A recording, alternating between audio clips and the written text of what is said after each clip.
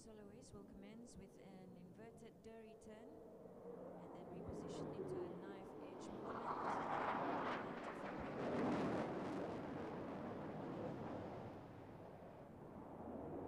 it will exit with a bomb rest. I'm not sure where exactly you are, but where I am at the commentary booth at facing your paddock area right here, I'm not able to see very much except just a bit of the sky right here.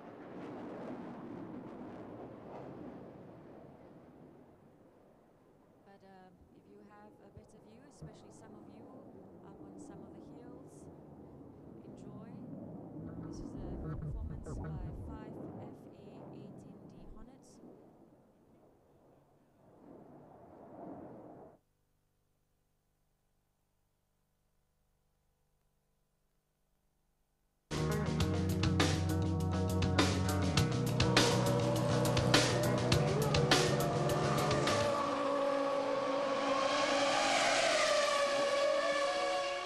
Herzlich willkommen also zum zweiten Rennen der Saison 2001 zum großen Preis von Malaysia vom Sepang Circuit, gut 60 Kilometer außerhalb der Hauptstadt Kuala Lumpur. Herzlich willkommen hier hinten im Paddock, also Formel 1 Backstage und Niki.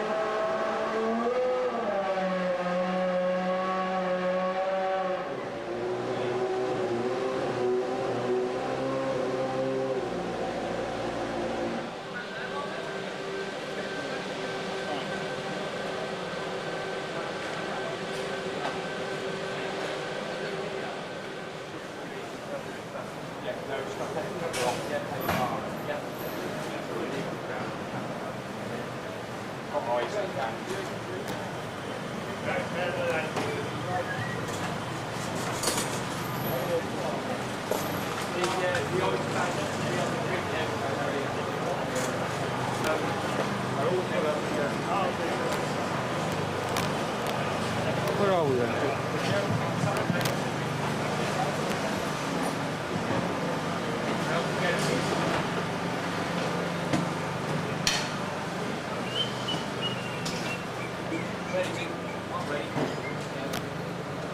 Just get off.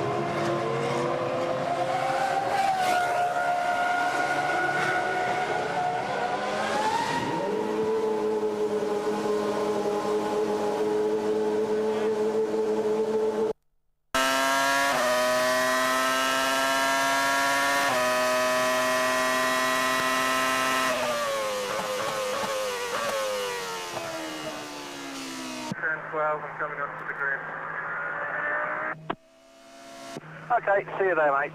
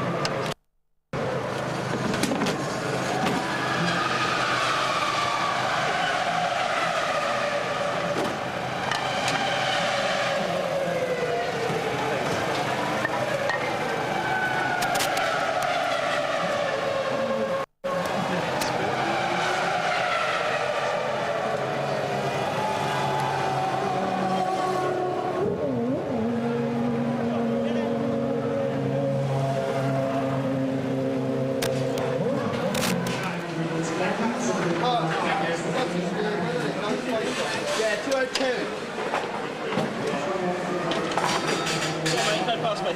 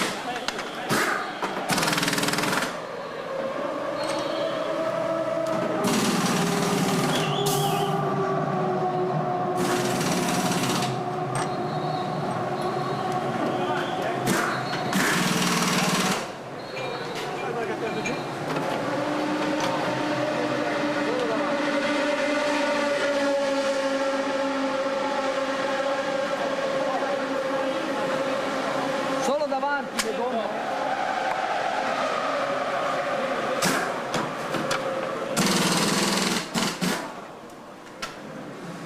Ecco le gomme.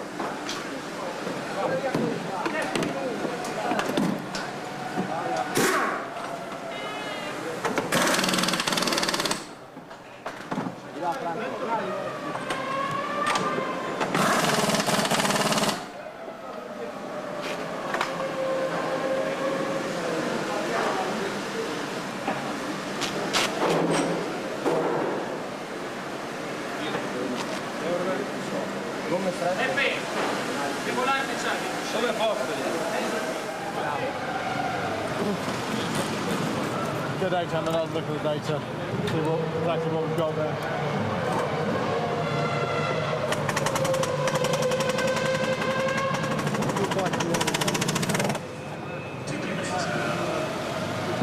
Standing in front of the girl. Ah, se c'è una pelle gira con questo.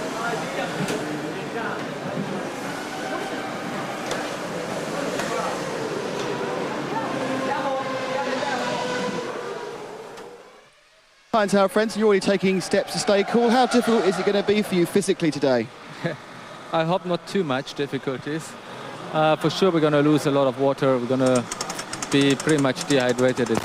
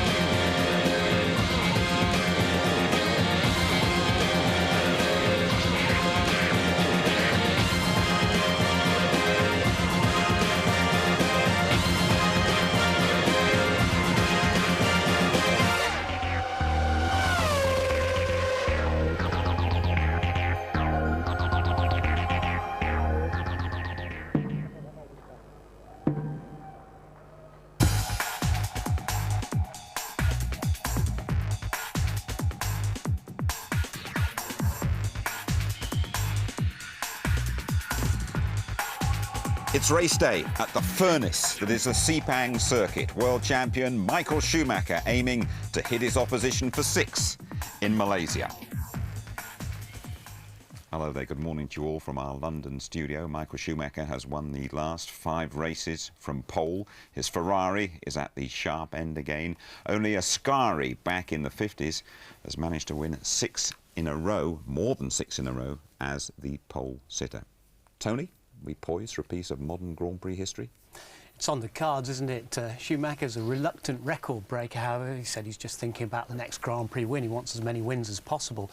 But it was Nigel Mansell that did 5 successive wins in one season in '92. But in '94, Michael Schumacher did 4. So, and if he's heading for Ascari's record, which was 9 actually, over 52 and 53.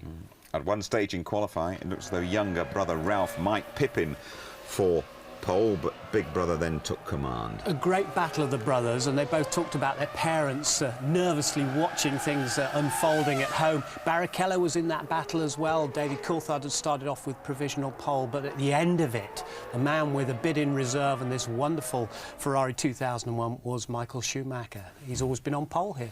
The McLarens haven't got it right so far. Can they change it in the race? The race will be different. I'm sure the setup will be different, but Hakkinen has talked about having problems in the last sector of the circuit. Coulthard's talked about the car being difficult to drive. They have got problems, certainly in the qualifying setup. Maybe different in the race. Let's hope so.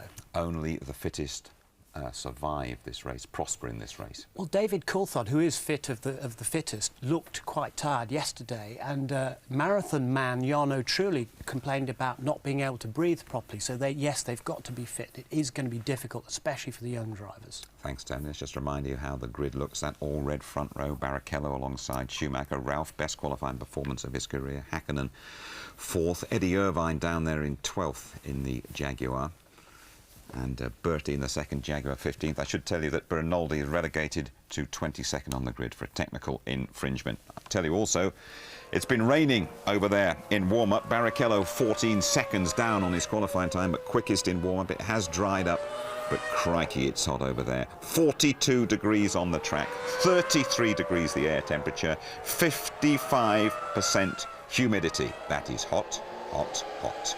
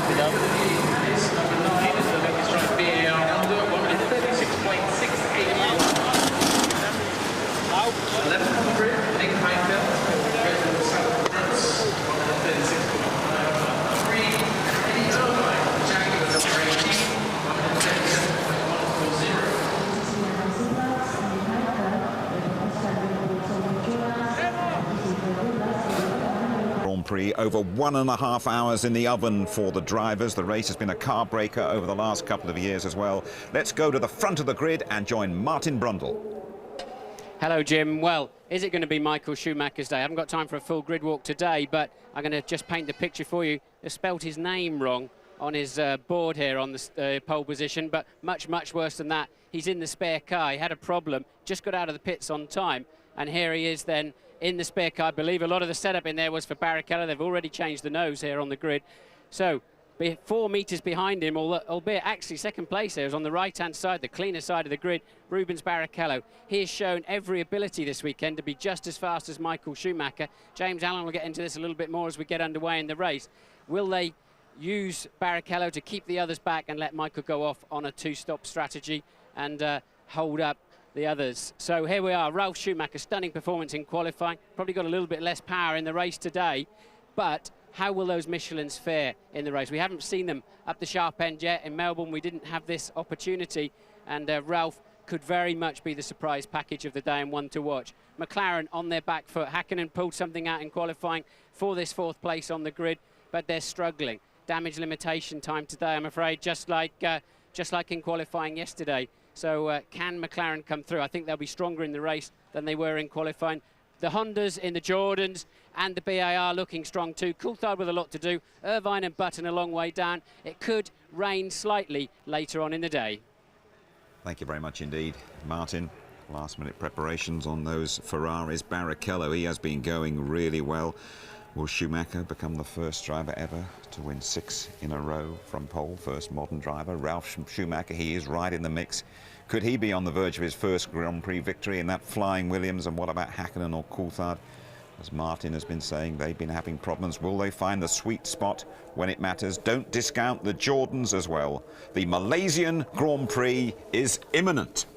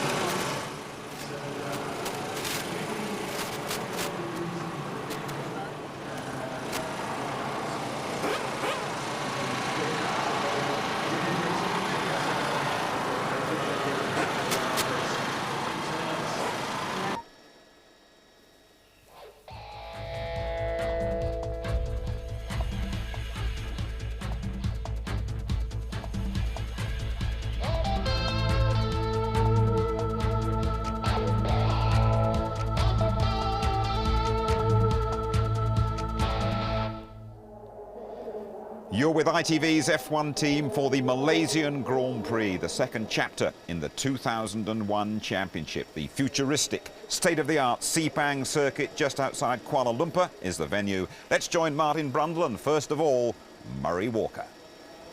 Thank you, Jim. And as you can see, the Sepang circuit at Kuala Lumpur is in prime condition. Now, people here who should know a lot better are writing McLaren off in Malaysia, but don't you believe it. Mika Hakkinen may be starting 4th, David Coulthard may be starting 8th, but they've overcome worse problems than that in the past. But would you believe this? Ferrari here on Thursday, on Friday, on Saturday, and this morning, Michael Schumacher in the final half hour here makes a couple of practice starts before my very eyes, and then they say to him, something wrong with the car, Michael, you've got to get in the spare. Now Michael is already under pressure. He may be starting from pole position there in his new helmet, incidentally, for the 6th time in succession, but he's only starting 1/10 of a second ahead of Rubens Barrichello in terms of qualifying times.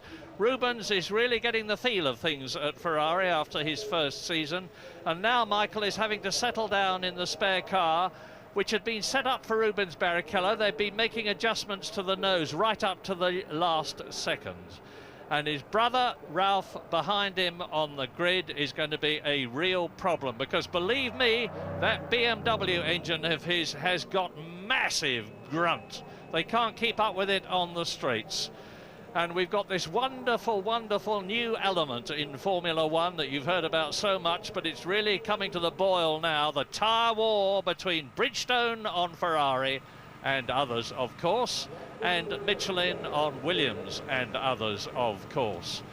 It's Michelin's return to Formula One racing in Australia, and they've really come good here with Ralf Schumacher third on the grid, with his teammate, the incredible Juan Pablo Montoya, sixth on the grid, notwithstanding the fact that he lost virtually all his running on Friday, the first day of practice, because he had various problems with the car, and this circuit is entirely new to him.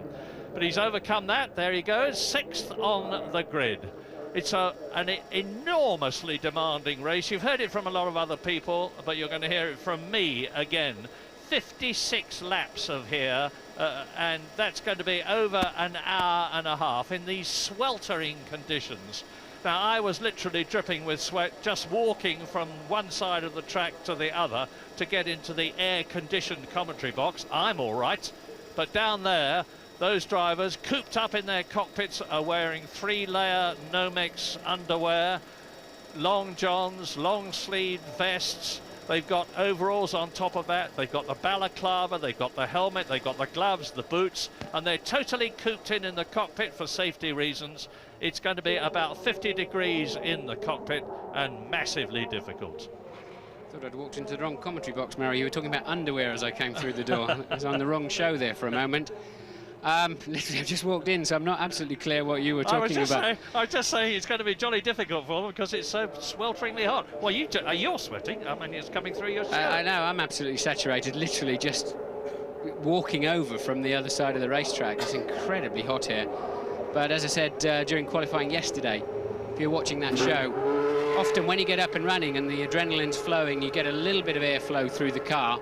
You can lift your visor slightly and leave the top of your overalls undone.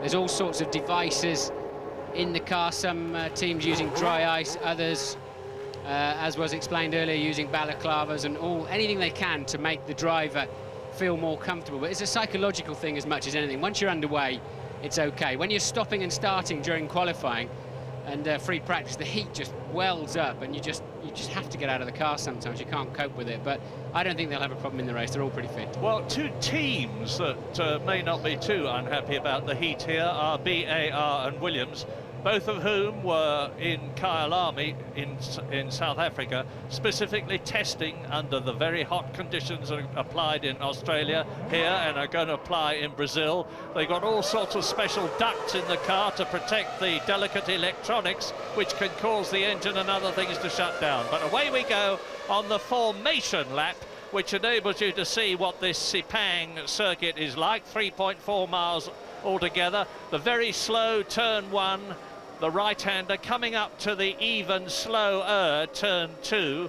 Then they start to accelerate right-handedly, building up to a speed of about 170, 180 miles an hour for turn 4, the very tight right-hander which they take in third gear and which they are approaching now, they being Michael Schumacher in the spare Ferrari, followed by Rubens Barrichello, followed by Ralf Schumacher, followed by Mika Häkkinen, the top of McLaren, and they were not all that good in the warm-up. The warm-up was largely irrelevant, actually, because it was wet and drying out, but for what it's worth, Rubens Barrichello was quickest. Arrows could have a problem. I think I saw mechanics still on the racetrack with less than 15 seconds to go to the start, so one of the arrows at the back of the grid, towards the back of the grid, may well have a penalty, as Coulthard did last year in Canada, I believe it was, when we still had mechanics on the track. So Enrique Bernaldi starting 22nd in the Arrows, having qualified 18th, pushed down to 22nd because of a technical infringement with the aerodynamics. Strangely, looking out of the window, I think I saw a Jordan trailing behind the pack, Murray. I don't know whether we'll pick that up on our TV feed, but I think there's a Jordan in trouble coasting round at the back of the field at the moment? Not Trulli, because I've just looked down. There is it's Frentzen. That is Frentzen. It's not Trulli because he's fifth, and the Jordan team have kindly put a marker on Trulli's car because he and Frentzen are so difficult to tell apart on the track. And Frentzen was due to be starting from 9th on the grid behind David Coulthard. The top, there he is, you can see him just, as Martin said, trailing along, coming up to turn 9. And news from Louise in the Jordan pit, he's got a misfire of some sort, and the speed he's doing looks very much like he's constantly at pit lane speed limit, actually, something like that. But nonetheless, Frentzen then already in problems before the start of this Grand Prix. Quite incredible, isn't it? Schumacher starting in the spare car, Frentzen in trouble before the race even starts. Michael Schumacher then starting in pole position for the 6th consecutive time. On his way, he hopes to his 6th consecutive win. Frentzen arrives and the pack are all in place. He should go in the pits and start from the pit lane if he manages to clear his car. Suspect the problems he's got, he'll go in the pit lane anyway, but Frentzen should not really cruise up to the back of this grid now. Grid order: Schumacher, Barrichello in the white and blue Williams BMW, Ralf Schumacher. There's one of the Benettons coming into line. They'll have to abort the start. A Benetton completely out of sync there. Who is that down there? It's Fisichella, isn't it? Start aborted. I had this back in the 80s once when somebody else took my grid slot, and Fisichella, sorry, what he's done is he's turned over to his grid slot too late. He's obviously got mixed up, expecting all the cars in front of him to go down one more line, one more box, and he's turned too late. Obviously, if he reverses, he'll be disqualified immediately. You cannot reverse on a racetrack. So Fisichella, sorry, has done the only thing he can, and that's switch it off. And the clerk of the course has done, the race director's done the only thing he can, and that is abort the start of the race. Fisichella will now be put to the back of the field, and I notice it already. The stewards are investigating Jos Verstappen in the arrows. That will be because the mechanics were on the racetrack, but surely now when they go to restart, Murray, there'll be a man in front of Fisichella holding a yellow flag, stopping him from keeping his current grid position. Holding the yellow flag in such a way that the man behind him can see it, and that was to be Fisichella's 76th career Grand Prix start. He's done that enough times before, but something unusual must have happened. Benetton have not been in the best of shape here any more than they were at Williams. This is an investment year for them with the new Renault engine and a lot of new people there, and they're on the Michelin tyres, as you can see. So a full restart then. I wonder if the grid shuffled up because Frentzen, who of course is 9th on the grid, I just wonder if it all got out of sync where people took Frentzen's grid slot. And Frentzen now able to rejoin his position, because it seemed to me that Fisichella initially parked on the left-hand side of the track, so I didn't just misunderstand his side of the track. And Frentzen being pushed towards the front, he can do that, no problem at all there, providing they can fix his misfire, of course. And then Fisichella appeared to try to change sides on the grid, so some confusion. It may well have been because of an empty grid slot here for Frentzen. So everybody all keyed up, ready for the go. They'd delayed getting into their overalls as long as they possibly could to prevent the heat build-up. But we're going to take the opportunity to leave Sepang shortly now for a break.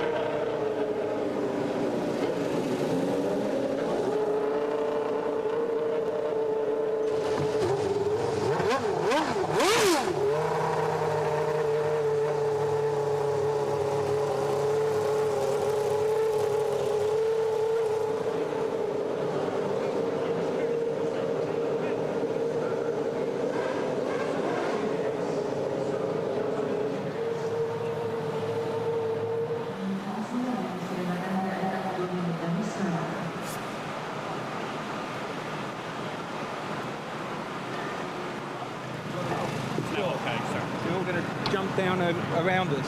No, I promise you we're okay.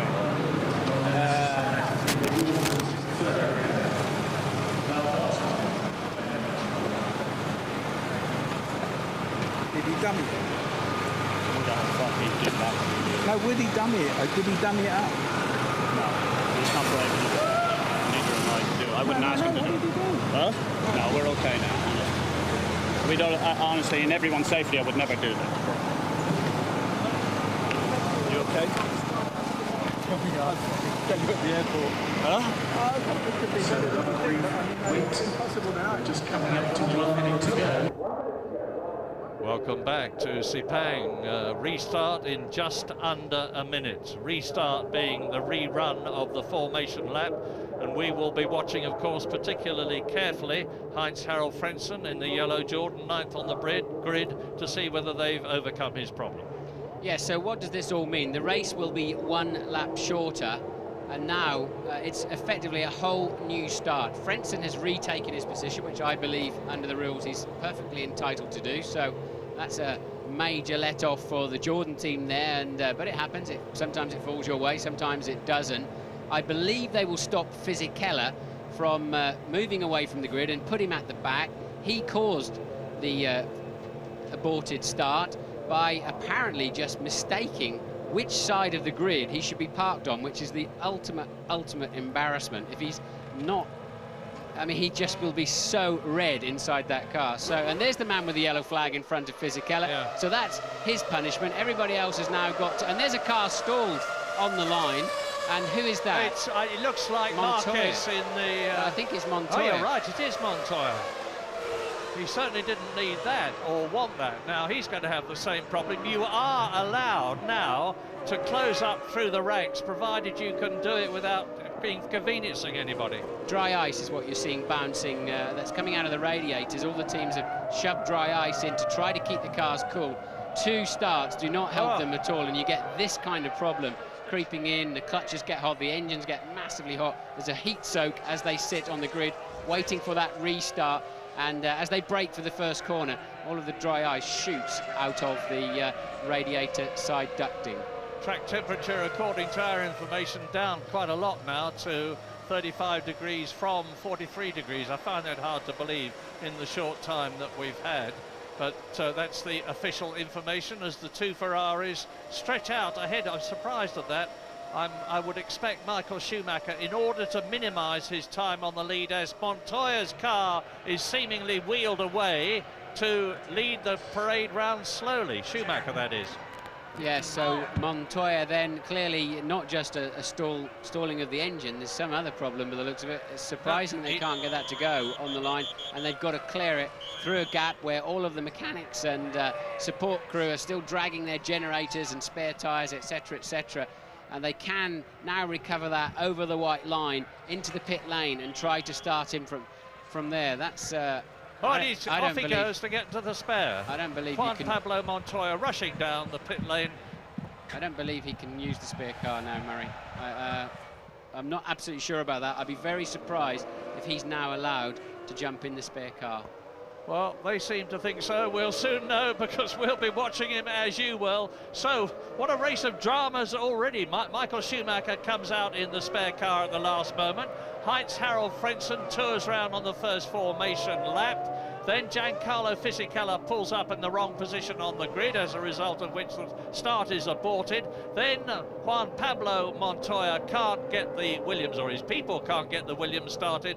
Now, fingers crossed for a clean start this time.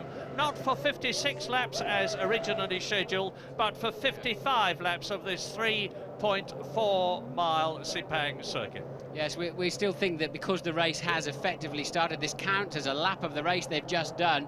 Maybe they're hoping to get him in the car. If there's another aborted start, then they're still in the motor race. That is the only reason I can think of putting him in. 3, 4 lights, 5 lights.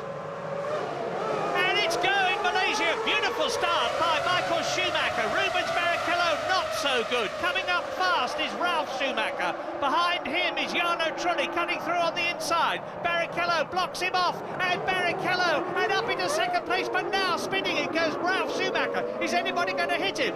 Ralf Schumacher made a terrific start, but he's lost it. Spins the car round again, and coming up behind him, one of the Jaguars. All his terrific work at the start has been completely nullified, and up into third position in the Jordan comes Jarno Trulli, followed by Coulthard. That was Coulthard. He had an amazing first corner. 8th position. Yeah, Coulthard managed to sneak past Hakkinen in that first corner while he was watching Ralf spinning out of contention. And, well, who have we got here? That's Raikkonen, it looked like to me. I think that was Raikkonen. It was definitely the Sauber, and it was definitely Raikkonen. Yep. So, well, Michael Schumacher leads. But 2 Ferraris up front in Malaysia. And look at the gap between them, and look at the gap even more importantly between Jarno Trulli and David Coulthard after that sensational start. And Heinz-Harald Frentzen is there in 5th position in the Jordan, followed by one of the Arrows. How on earth did that get there, and who is it? Verstappen. It's got to be Verstappen, because Bernoldi was right at that. Verstappen must have done an absolutely sensational start, because he's up into 6th position and he started in 18th place. Let me do a quick 1 to 10, Mary, because the changes are amazing in these first couple of laps of the Grand Prix. One aborted and now just coming over the line to complete their first flying lap. It's Michael Schumacher from Rubens Barrichello by 1.3 seconds. Jarno Trulli, David Coulthard in 4th, Frentzen in the 2nd, Jordan 5th, Jos Verstappen, Jacques Villeneuve 7th, Mika Hakkinen down to 8th, so the 2 McLarens have swapped places effectively. Panis 9th and Heidfeld 10th. It's on your screen now, the second half of that of the motor race. Just listen to who Verstappen has passed. He's got past Jenson Button, Fisichella, Bertie, Raikkonen, Alesi, Irvine, Heidfeld, Panis and Frentzen. No, not Frentzen. He's got ahead of all of those. And he's now running, as you've just heard from Martin, in 6th position. There is the Arrows. Now, what this says to me, Martin, is, hello, that looks like Villeneuve, I think. Panis or Villeneuve. What this says to me about Jos Verstappen, he's on a very light fuel load and doing a 2-stock strategy. It's early days to tell yet, but that could be one of the reasons why he's been able to sprint up from 18th, and it's Panis, Olivier Panis, despairingly out of the race. You can see from his body language that he's pretty fed up about something. There is the answer. Well, what an amazing start to this Grand Prix. Drama all the way. But Barrichello is just falling back a little bit at the front. Now, he was managing to peg Schumacher pretty much through that first lap, but all of a sudden, Michael just getting on with it, and Panis then, remember, disqualified from a strong position in the Melbourne Grand Prix.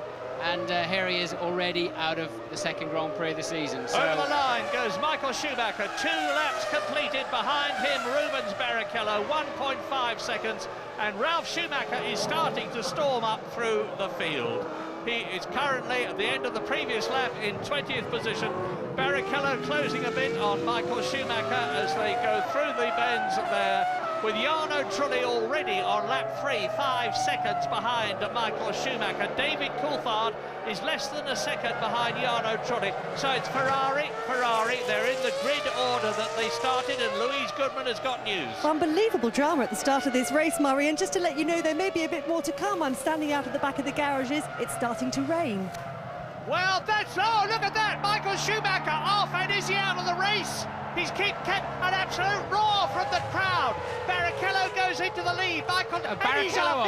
He's off.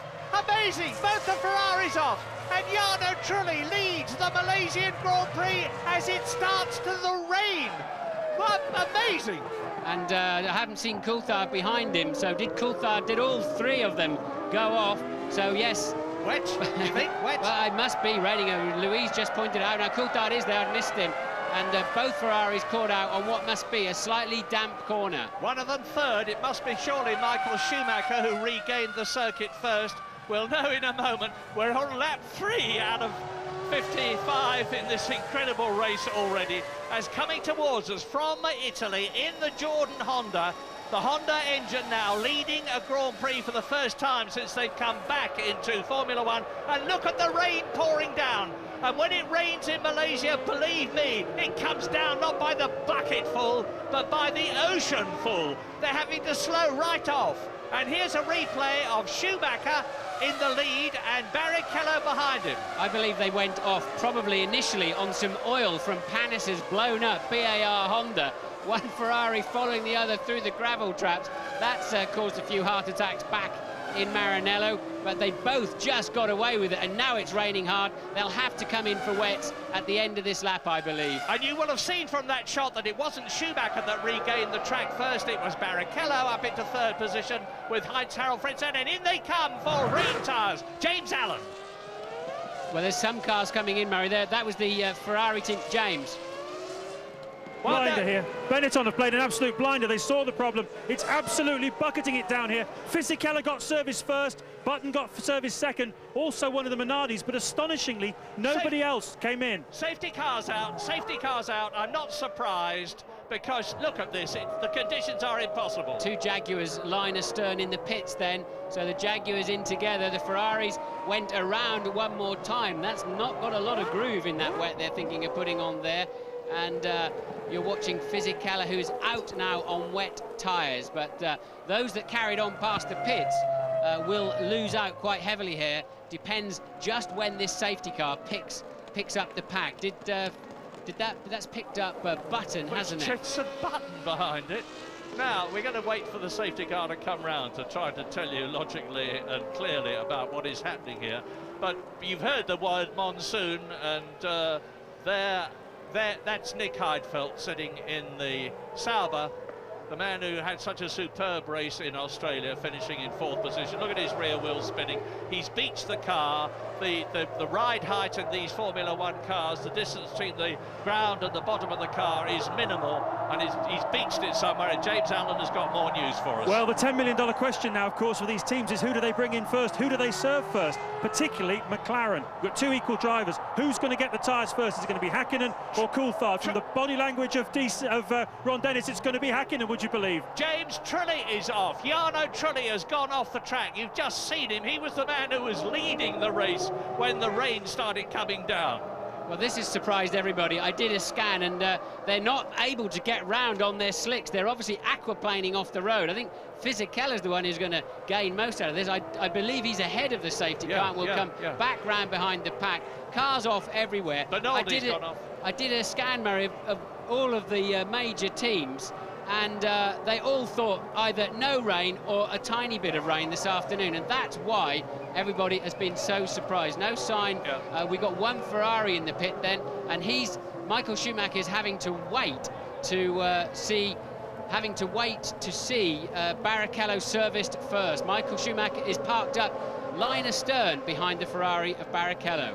And there is Montoya well and truly off the track in the Williams. You've seen Rubens Barrichello in the Ferrari there with Michael Schumacher, both of them together. Now they're fitting the Bridgestone monsoon tyres, I should think. Coulthard left the pit first. James, what can you tell us? Absolutely right. This looks just played perfectly into the hands of McLaren. It's a gift from heaven, and I maligned the McLaren team, and particularly Ron Dennis. He was very clever. He brought Coulthard in. Straight away he was out, and then Häkkinen was coming straight in afterwards. Neither car lost any time in that, and they are in an incredibly strong position. Ferrari on the back foot. What on earth's going on down at Ferrari, James? They still haven't got any tyres on Barrichello's car. This looks like we had back in Nürburgring a year or so back, where they just do not appear to have any tyres ready. Well, look at this. This is a powerboat race. It's not a Formula One car race. As out of the pits after 1 minute and 12 seconds goes Rubens Barrichello. A big pile of gravel, Murray, where Barrichello was parked, so they were cleaning out the side pods, and I assume they're going to have to do the same to Michael Schumacher. The only saving grace here for Ferrari is that under the safety car conditions, they will catch the back of the pack up without too much difficulty. One of my cliches is anything can happen in Formula One, and it usually does, but I wouldn't have expected this. The track's dry, look, Murray. The track is bone dry down there at turn 1 and 2. It's only at the other end of the circuit have we got any rain. Well, now, let me give you from our telemetry here what seems to be the race order at the moment. I say seems to be because all is confusion with so much happening. But we're on lap 5 out of the race distance, which is about 1/11th distance, with David Coulthard 9 seconds ahead of Heinz-Harald Frentzen, or he was, because don't forget they're tight up now. And Rubens Barrichello was in 3rd position ahead of Michael Schumacher and Jos Verstappen. But we need time to settle down and let things clarify, because there is the race leader, David Coulthard. You've heard about the coup from James Allen that Ron Dennis, and remember what I said earlier on, people were writing McLaren off, as off goes Rubens Barrichello again. What a very unhappy race this is already turning out for Ferrari. James Allen. Hugely red faces down at Ferrari, as you would expect, Murray. They simply didn't have the tyres ready, as Martin pointed out. They'd had a lot of drama in the build-up to this race, with Schumacher at the very last minute having to switch from the race car to the spare car, I believe because of a hydraulic problem. There was a lot of edginess, and they just didn't get it right. McLaren were absolutely like clockwork. But you want the real irony, guys? It's stopping raining now. Yeah, so this circuit dries out quite quickly. When the warm-up started this morning at 10:30, the track was wet. Not as wet as it is now, but wet. At about 11:15, that's only a quarter of an hour later, it was drying out. And at about 10 to 11, it was completely dry. Replay. Right, we've got a replay of the second start then. And if you go down in the first corner, you'll see that Ralf Schumacher comes round the outside, the white car around the outside of the second Ferrari. And I believe Barrichello nerfs Ralf Schumacher out of the way into an inevitable spin. Watch Coulthard sneaking up the inside there to take that 4th place now. And that was all of the drama on the first lap. And another action now, another view of that as they get away. And watch Frentzen too. Yeah, Frentzen had a great start. Rubens again an ordinary start, and it's Michael launching off. And look, Ralf then appearing to have the line into the corner. Rubens keeping going and just nerfed him into a bit of a pendulum spin there. Not a lot Ralf could do about that. He clearly didn't understand.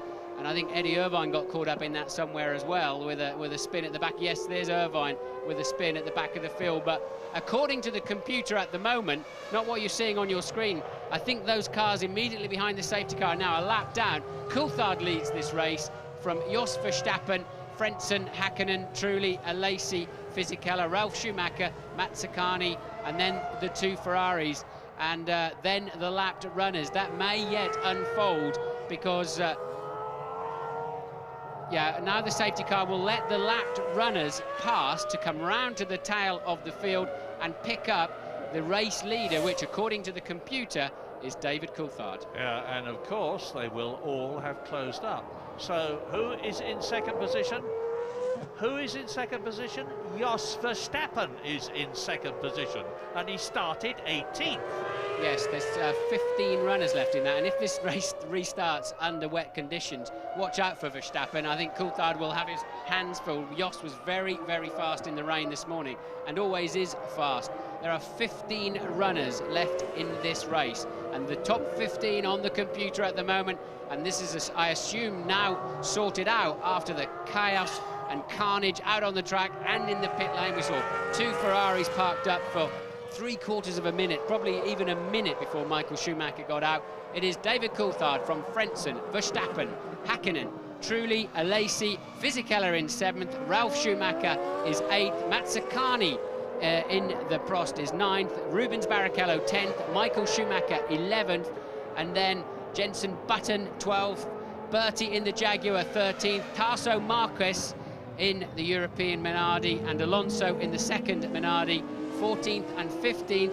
Everybody else out of the race. So and as you can see, the first 4 very close to each other, and the others should close up. We're going to see a very strange and special Formula 1 race now, with Frentzen behind Coulthard, Verstappen he's, according to this, in 3rd position at the present moment, followed by Mika Hakkinen, and it's going to be real cut and thrust stuff. Well, 3 cars then. This is a replay you're seeing here. 3 cars went off on that lap when it started to rain, all on the same corner. Louise. Louise Goodman. Hello, Murray. I'm still here with Eddie Irvine, who's had a rather troublesome race already with just a few laps going. Eddie, tell me what happened. You were spinning all over the place in that one. One of the hours hit me up the rear at the first corner, spun me, and then I got going again, and It was me and Ralph battling, and just a big shower came just as we came to one of the corners, and about 3 of us went off in a row. Got on and then came in for the pit stop, but there was a problem with the car was overheating or something, and obviously the tyre situation, there's lots of problems. It's going to take us a few days to figure out, piece it all together, what actually happened. What were the conditions like out there when the rain came down? Well, I was lucky. I just came around sort of just before the last corner. I came down, and that's where it was really pouring, and obviously I was coming to the pits, so that point was very, very bad, but I think it's okay now.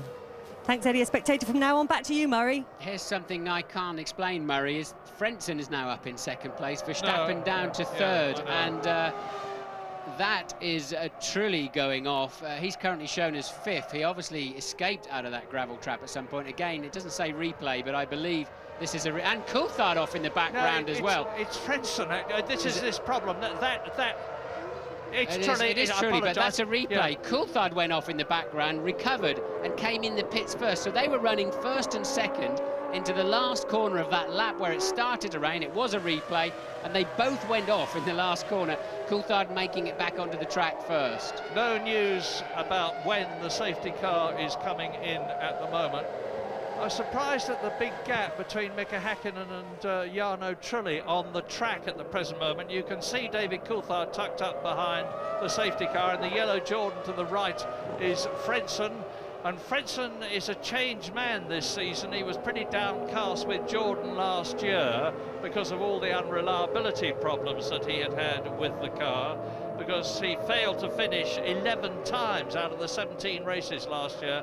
But he says this is the best Jordan he has ever driven, partly due, of course, to the fact that it's now got this Works Honda engine in it, and it's got colossal grunt. But to the right is Coulthard. In the middle is Frentzen. In the orange car, the orange arrows, is Jos Verstappen. Then there's a gap to Mika Häkkinen, so both the McLarens, which started 4th and 8th, are now in the top 4, with Jarno Trulli in the second Jordan. So both the Jordans are in the top 5, with Jean Alesi making up the top 6, believe it or not, in the Prost. James Allen. Yeah, Martin, the thing to watch for at the restart is Rubens Barrichello allowing Michael to go past him. I've got a feeling that Michael is on a 2-stop strategy here, and that Rubens was on a 1, a bit like the McLarens. Now, that's something to watch out for. The other thing, of course, is as it has now stopped raining, we're going to run around for a little while here. They were going to be coming in the mid-20s, the 2 stoppers. You could push that back to perhaps the late 20s, but certainly this looks as though it might play into the hands of people on 2 stops. If it doesn't rain again, they're all going to be coming in around about that time, because these wet tyres aren't going to like a drying circuit, and therefore the pendulum, which has swung right towards McLaren at the moment, could well swing away again as well. So don't go away, folks, because this is going to be a classic race. James, did you get any idea of who put inters on and who put wets on? Because if you're in the pit lane, it would be very easy to think you needed full wets. Yeah, everybody had inters ready initially because the rain was falling down. It looked like it wasn't going to be a monsoon, and then the monsoon came. My hunch is that's what happened with Ferrari. That's why they were so slow with Barrichello. They initially wanted to put inters on, then they changed their mind for wets and couldn't find them.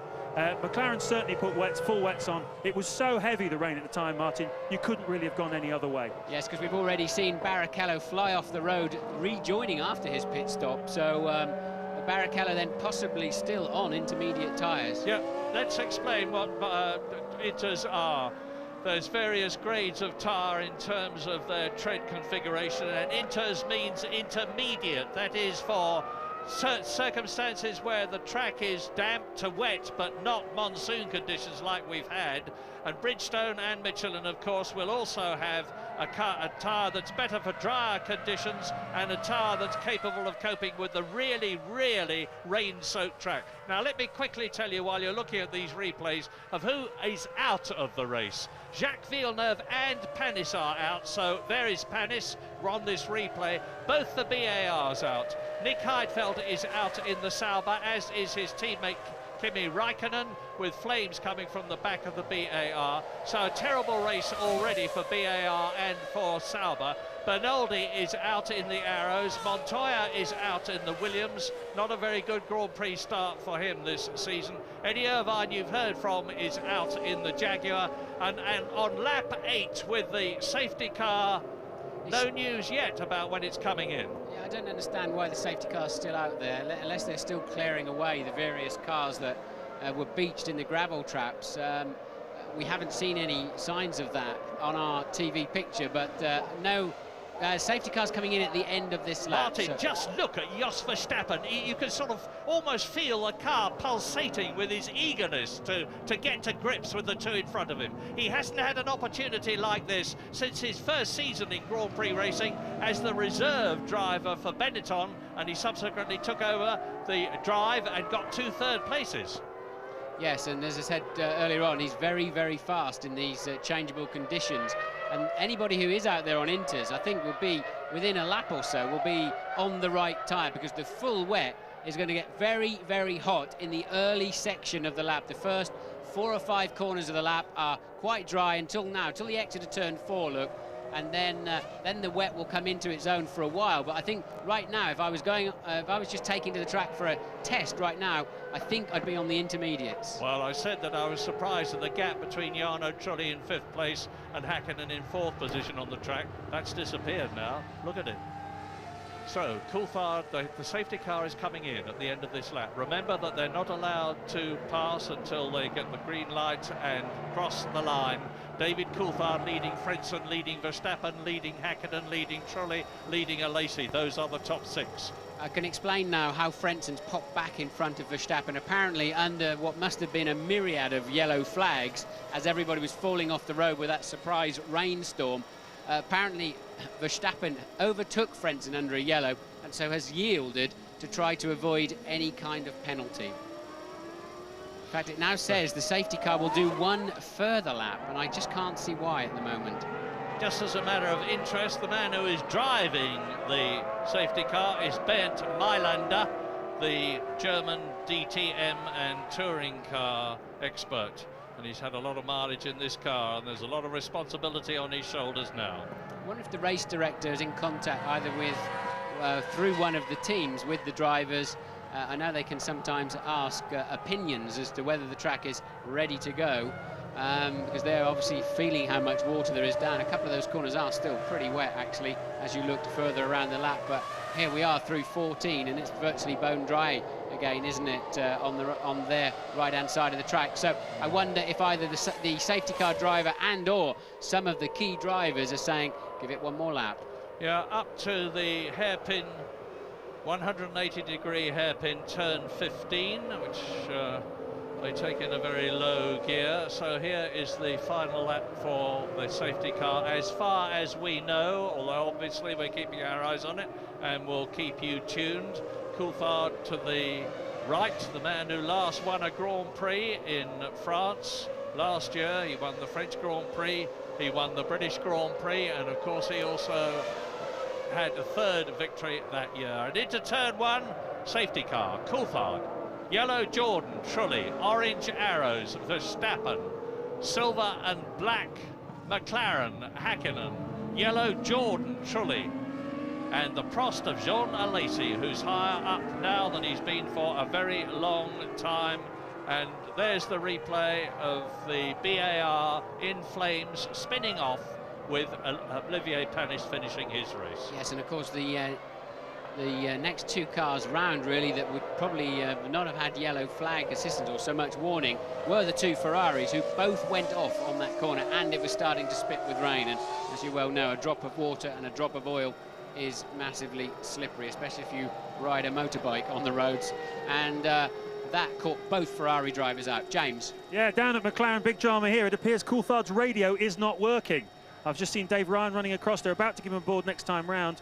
And so if he is in touch with the race director, he's certainly not in touch with the team. Deja vu, because remember in Australia, Michael Schumacher was tapping the top of his helmet and there was a misunderstanding. He thought he was adjusting the air vent. In fact, he was communicating with Ross Brawn, the Ferrari chief, who was worried that Michael Schumacher was not in radio contact. Now, will David Coulthard know then that the race is about to restart? He's certainly trying to warm his brakes and tyres up accordingly, and he should know the rule regarding the lights, and the safety car will pull off into the pit lane. We're only in 9 and 10 at the moment, so a while to go before the end of this lap. Can the team give David Coulthard the information that he needs to be sure that he knows the race is about to restart at the end of this lap. We've just been told that Ralf Schumacher's rear light is not on. I hope that's not going to be significant in terms of penalisation. They're supposed to have the red light on, of course, when they're in bad weather conditions so that the car behind them can see them. If I remember from swatting up the regulations, you cannot be pulled off the track for not having your rear light on. Although they can ask you to put it on, they can't drag you off the track. And apparently they have now made contact with David Coulthard, so he is aware that the race restarts at the end of this lap. Which is very shortly, because they're coming down the Penang straight now into the hibiscus domed turn there, which is turn 15. The safety car it pulls off and the race restarts, but remember, no passing until they cross the line, which gives David Coulthard the opportunity to sprint away. Verstappen is challenging Frentzen. Frentzen asleep there, let Coulthard go, and he's got Verstappen then able, not close enough to have a look at the inside, but Coulthard caught them all sleeping, particularly Frentzen. So a tight match between Trulli and Frentzen, Verstappen and Hakkinen, with Jarno Trulli in the second Jordan closing up on all of them. And John Lacey, where is he? There's a big gap there. There is the Prost, and John Lacey has got Giancarlo Fisichella's Benetton right behind him. I would expect Lacey to be able to pull away, and look at Jos Verstappen swarming all over Heinz-Harald Frenzen's Jordan. This is Jos Verstappen's opportunity. Jos, the boss from Holland, and he knows it. He's got the Acer Tech engine in the car, and it's down on power compared with the others, but that won't harm it nearly as much in these wet conditions as he would in the dry. Well, they're into the great unknown at the moment. We know there's oil on the track. We know there must be a lot of gravel.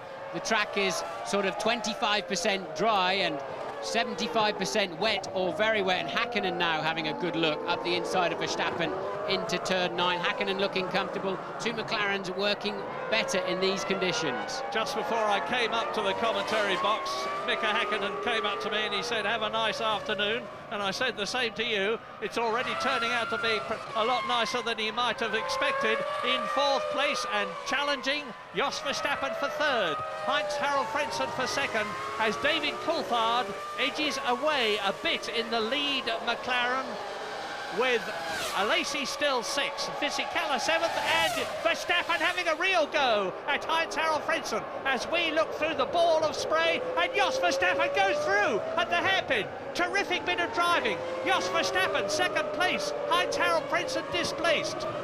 Well, Verstappen overtook Coulthard in the rain in the warm-up there, so if he can now close that gap to Coulthard, Verstappen may well be able to lead this motor race. So 2.8 seconds down then, Verstappen over the leader Coulthard, and at the back, towards the back of the field, 8th and 9th now are the two Ferraris, just making their way past. They have passed the two Benettons, so they're on their way through the field. Terrific performance, not only by Verstappen, but by the whole Arrows team. It's a new car after last year. Mike Coughlin, the designer of Tom Walkinshaw's team, has done a superb job with his people. They've got a lot of new people there, and they're certainly making the most of them all, because Heinz-Harald Frentzen is dropping back.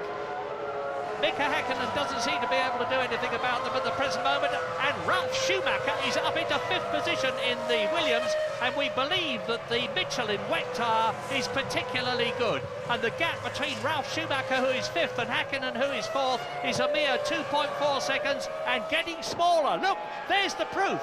Verstappen second, Frentzen third, Hakkinen going through and taking that third position. So Frentzen has lost 3 places. He's lost second place to 2 places. He's lost second place to Jos Verstappen. Now he's lost third place to Mika Hakkinen. And McLaren are first and third. Who would have thought this could have happened half an hour ago? And Michael Schumacher has passed Rubens Barrichello somewhere out on the track. So as James Allen predicted, Michael may well be on a lighter fuel. They would have had a chance to top it up in that pit stop, try to get him, but all of those windows that they've so carefully planned as to when to come in are pretty much out of the window, so to speak. They're going to have to recalculate. And who was that shaping up to have a good look at the back? And it It must have been It's Schumacher. Ralf Schumacher's Schumacher. coming through. Ralf Schumacher take it. Surely Frentzen must have a problem. He's now lost yet another place as Ralf Schumacher storms through. Now here are the first 10. Coulthard leads, Verstappen second, Häkkinen third, Ralf Schumacher is up to fourth. There he is. Frentzen down to fifth. Michael Schumacher is sixth. Michael Schumacher in the Ferrari up into sixth position. Ahead of Rubens Barrichello. Eighth is Trulli. Ninth is Fisichella. Jenson Button in the second. Benetton is 10th. Then it's Alesi, Berti, Mazzacani, Marquez and Alonso. Both the European Minardi still running. Yeah, so Michael Schumacher over a second faster than anybody else on the racetrack last time around. So Schumacher, as ever, very well hooked up and already shaping up to go right around the outside of Frentzen. That's incredible. Into turn 12 and just amazing. Just drove right around the outside of him. So Schumacher then up to fifth place. And look at the way Ralf Schumacher is harrying Mika Häkkinen as his brother Michael comes up behind him. The battle of the brothers is beginning and David Coulthard leads by about 3 seconds as Michael Schumacher visibly closes on his brother and Rubens Barrichello goes past Heinz-Harald Frentzen. So Frentzen, who had a problem, you remember, on the original start when he had to tour around, may have a that's Jenson Button in trouble, and he's touring. So Heinz-Harald Frentzen may well have a repetition of whatever the problem was. Thought it looked like Button was recovering from a spin, actually, but Häkkinen then under a lot of pressure from Michael Schumacher. We don't know the fuel loads at the moment. They may have changed. Everybody would have topped up with fuel, without doubt, while they were putting the wets on, so they should be able to go at least 35 to 40 laps, well into that sort of zone. And Häkkinen having to defend his line, but it's no good. Schumacher's gone right around the outside for the second time in 2 laps of another car. Michael running a little bit wide there, but no problem for him, and Schumacher on the rampage. And there are people who say that Michael Schumacher is not a superstar. You are seeing the evidence before your very eyes as he drives round the outside of double world champion Mika Häkkinen, 3 times world champion Michael Schumacher. So it's Coulthard leading and Verstappen is still in second place. I wonder if Michael Schumacher's on those intermediate tyres, because he's now some 3 seconds faster than most of the other runners and 2 seconds faster than absolutely everybody. Coulthard up front on lap 14 at the moment with a 2.1 second lead, but beginning to slow with his wet tyres. James. I've worked out, Martin, and I've done a bit of a better job than I did in the last race, that they've saved 6 laps worth of fuel, so that will put the 1-stoppers coming in the early lap 40 region, and the 2-stoppers, who I believe Michael Schumacher is one of them. I believe Coulthard's on a 1-stopper. So Michael Schumacher on a 2-stopper will come in around about lap 29 to 30, something along those lines.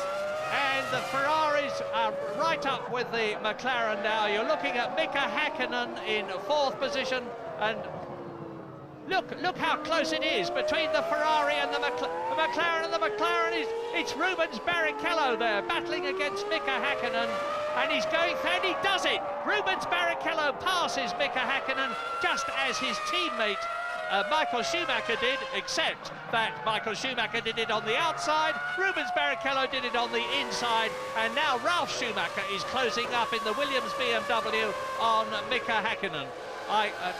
Knowing Mika and the car as I do, I suspect he must have some kind of a problem.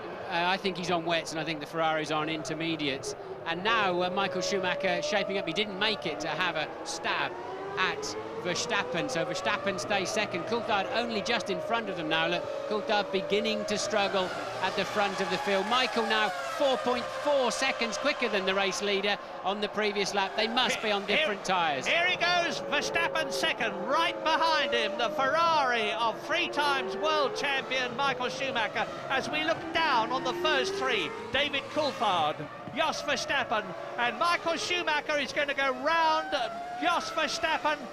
Goes through on the inside. Is Verstappen going to yield and let him through? No, he is not. And the rain is coming down again. Barrichello in 4th position. Mika Häkkinen in 5th position. Ralf Schumacher is 6th. Frentzen is 7th. Trulli is 8th.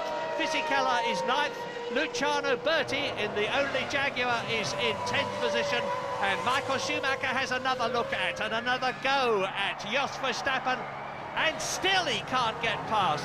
Verstappen is entitled to take the racing line where he wants it to be, and he is doing it fairly and squarely. Yes, the wetter part of the track. Now Michael's got the run up the inside into 9, and it begins to dry up now. So Michael then slicing through into second place, easily as it happens, and I'd be absolutely sure he's on the intermediates just by the way he's driving around the outside of people in these kind of corners where it's a little bit drier. Coulthard will be the next victim in a very short amount of time, I would imagine.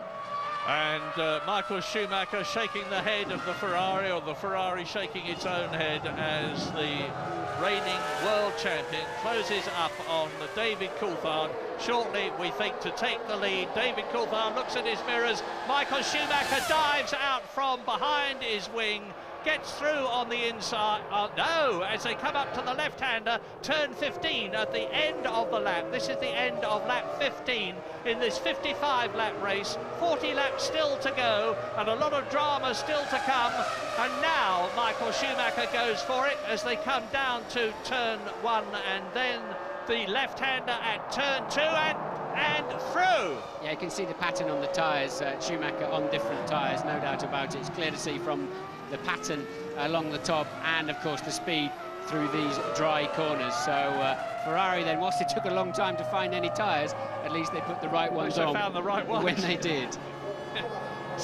And now the battle is between Jos Verstappen there for 3rd place and Rubens Barrichello behind him, with Mika Häkkinen in 5th place, Ralf Schumacher, and now there is Barrichello surging past Jos Verstappen. Another manifestation of the fact that they are undoubtedly the two Ferraris on the right Bridgestone tyres at the present moment to cope with these ever-changing weather conditions. Dry, wet, then drying out a bit, then getting wet again. They've got it right, although it took them some time to do so. And it looks now as though Rubens Barrichello will be passing David Coulthard to make it Ferrari 1st and 2nd on lap 16. That's some very dark clouds and a lot of rain falling in the not too distant, just over the hills there. So this is going to be a very changeable race. But if you'd want to know what I'm talking about on the pattern of the tyre, you'll see a groove that's right down the middle of the intermediates of the Ferraris, whereas you'll see 2 or 3 grooves spread across the tyre. If you just look along the very top edge of them, if you get a close-up, you'll see exactly what I mean. That confirms they are different patterns of tyres, and you can see Coulthard's are even a different colour. Those wets do not like dry corners, and that's why Barrichello can simply drive right past him. He gets a lot more bite out of the corners and just builds up speed so much faster than the wet-shod car of David Coulthard. There's a lot of Ferrari fans here, just as there are at all the racing circuits. They're standing up now. The flags are waving. You saw one in the foreground there. They're cheering their heroes, Michael Schumacher, Rubens Barrichello, 1st and 2nd. And it looks to me as though Jos Verstappen now is going to have a go at David Coulthard, because the orange arrows is closing all the time on the silver and black McLaren. It's still Mika Häkkinen in 5th position, doing nothing about Jos Verstappen. He's 8 seconds behind him now. Ralf Schumacher is lapping slower in the Williams than Häkkinen is, but he's still in the top 6. The problem that the runners on wet have got, we're only on lap 17. So much has happened in this race, it seems like we should be somewhere near the end, but amazingly it's just lap 17. They're nowhere near a sensible pit stop window, so if they come in to change tyres, they'll lose best part of 25, 27 seconds doing that. At the moment, they're 6 seconds a lap slower by being on those wrong tyres, so quite clearly, within 5 laps, they will have regained that time. It might be worth them coming in shortly and just going for a set of inters anyway. And James Allen, what's the news? Well, Murray, the thunderclouds are above us. I've just seen a horizontal bolt of white lightning. I've not seen anything like that, certainly never in England anyway. But I can confirm for you that the 2 Ferraris are on the intermediate tyres, and I can tell you what happened there. They were going to go for the wets, and it was the other way around to what I said. They were going for the wets originally, and then they obviously thought about this and realised the safety car would be obvious because of the amount of rain that was coming down. So they put them out on the intermediate tyres, knowing the safety car would not release the cars until it was safe, and that's worked out very well for them. In this morning's warm-up, Ferrari both used the intermediate tyre and got some good performance out of them, whereas the rest of the teams tended to stick with the wet tyre. So the warm-up really worked for Ferrari. Schumacher leading this race. There'll be a lot of scepticism as to whether the pace car staying out so long was anything to do with Michael on the radio screaming, it's too wet at the moment. But, I mean, I'm not saying that's the case at all, but I know those sort of rumours are going to be flying around at the end of this race. Well, whatever, David Coulthard is now in third position, 1.5 seconds ahead of the orange arrows of Jos Verstappen, and there will be people all over the planet who will be crossing their fingers for arrows and Jos Verstappen. The team have had a lot of adversity in the recent past. Tom Walkinshaw has patiently built up the team at Lee Field in Gloucestershire. They've got a magnificent facility there now. He's put a lot of money into it, and Jos Verstappen is making it pay off at the present moment, because look at the gap between him and Mika Häkkinen. It's 9 seconds, and there is the McLaren, and you see Ralf Schumacher in the background coming round. Things are getting quite spread out. There's a 26-second gap now between Michael Schumacher in the lead and Ralf Schumacher, who is in 6th position. If it doesn't rain soon, I think Coulthard and co may as well come in for some intermediates. They're still losing over 5 seconds per lap to the Ferraris on those inters. Yeah, I would have expected in normal conditions on a two-stop strategy, people to start coming in round about lap 22. That's what they did last year. We're on lap 18 at the moment, and Michael Schumacher is romping away. He's about 0.6 of a second a lap at the present moment, faster than his teammate Rubens Barrichello, who is about 3.5 seconds faster than David Coulthard. Verstappen and Häkkinen are lapping in about the same time, but Schumacher is the man on the charge, as you see, increasing his lead. He goes over the line now to complete his 19th lap and start his 20th out of 55, coming up towards half distance, and his lead has increased to 7.3 seconds. Yes, Michael Schumacher, as always, in a league of his own in these difficult and unpredictable conditions, and stretching that lead out over 7 seconds over his teammate. Meanwhile, Coulthard and co still falling away at over 5 seconds a lap, and Häkkinen then is the first to come in for, I would assume, it will have to be some inters. Let's see if we can see. Now there's slicks. Häkkinen then gambling on slicks. That'll be a bit tricky in a couple of corners, but that may well prove to be a smart move, and I believe Ralf Schumacher in the BMW Williams doing exactly the same. Yes, so Häkkinen then on slicks. Well, you've heard us talking about tyres, you've heard us talking about monsoon tyres, about intermediate tyres, and now about slick tyres. Slick tyres actually have 3 grooves in them now. They used to be all rubber, because the more rubber you can put on the ground, the better. And in order to slow the cars down a bit, they introduced grooves. 4 grooves. 4 grooves now. They were 3 grooves, and there's 4 of them now. And that just means there's less rubber on the ground. So it's going to make things tricky in these damp conditions, but if it continues to dry out, of course it's going to be an enormous benefit for the people who are on them. Very soon, as the Ferrari mechanics come out, we can expect to see Michael Schumacher on his 19th lap, leading by over 7 seconds, come in, and then Rubens Barrichello. Yeah, surely they'll bring Coulthard in on this lap. He's going to lose way too much time when those slicks get up to temperature on the other runners. So Coulthard surely will pit at the end of the lap too. And well, they're intermediates they put on the Minardi, so they're not going to gamble on slicks. And Coulthard then coming down the final straight into turn 15. Will he take to the pit lane, or will he go for one more lap? And he's going for another lap. Yeah, he's going on. He's going on, running very wide. That was Fernando Alonso, incidentally, in the Minardi, running 15th at the present moment. Last, but there's 7 people out of this race. Villeneuve, Heidfeld, Bernoldi, Montoya, Eddie Irvine, Olivier Panis, Kimi Räikkönen. Both the Saubers and both the BARs have retired. 15 cars left out of the 22 started. Lap 20 out of 55. Michael Schumacher leads Barrichello by over 9 seconds. Well, like us, all eyes in the pit lane will now be, of course, on the 2 slick runners, Häkkinen and Ralf Schumacher, currently down there in 7th and 8th place. And the moment they look like they're finding some time, and that's not a lap time, they'll just be reacting to a section time even, where they can see the slick shot cars going faster. And of course the Ferraris with such a lead, over 12 seconds on 21 seconds on third place man Coulthard, they can afford to wait one more lap rather than take a risk. Häkkinen and Ralf Schumacher had a lot less to lose by going for that stop earlier, and Coulthard, of course, in third place, he's really pretty much in the middle of those. And look, his left front wet has got virtually no tread on it at all. It's just burning the rubber straight off. The fastest lap we've had so far was Michael Schumacher, 1:41.8, and that was on lap 2 when things were much better than they are now, of course. He's currently lapping about 1:49, which is 2 seconds faster than Rubens Barrichello. As you look at Jos Verstappen in 4th position behind Coulthard, Barrichello and race leader Michael Schumacher that you're looking at. Well, here's the answer then. Look, Hakkinen, albeit in that first drier section, has just done the fastest T1 of the whole race so far, of section 1. So Hakkinen already found grip in those first 4 corners, but as we know, it's the next section, 7 through 9, that is more wet, and I'll keep a close eye on that. And still, he's not too bad. So the slicks are not quite ready in the middle of the track yet, but anytime soon.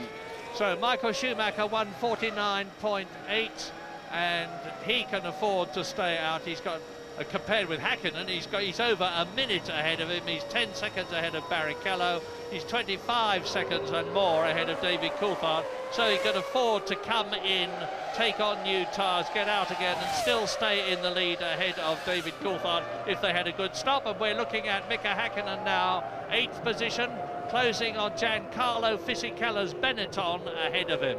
And I think he went in the pits, Murray. Fisichella's just gone into the pits, so up a place to 7th position. 1 position off the points goes the flying Finn. Right, 56.5 for Hakkinen, and that's 7 seconds slower than Michael Schumacher. He's gone a bit too early. It's too wet in the middle of the lap. Of course, he's got to build tyre temperature up. He's got to learn where those slicks will give grip and will not. But that was a pretty slow first lap there for Hakkinen. And what did Ralf Schumacher do? Same time. So the slicks, they're a touch too early. Fisichella out on slicks. Well, he's coming in later, but has he still come in too early?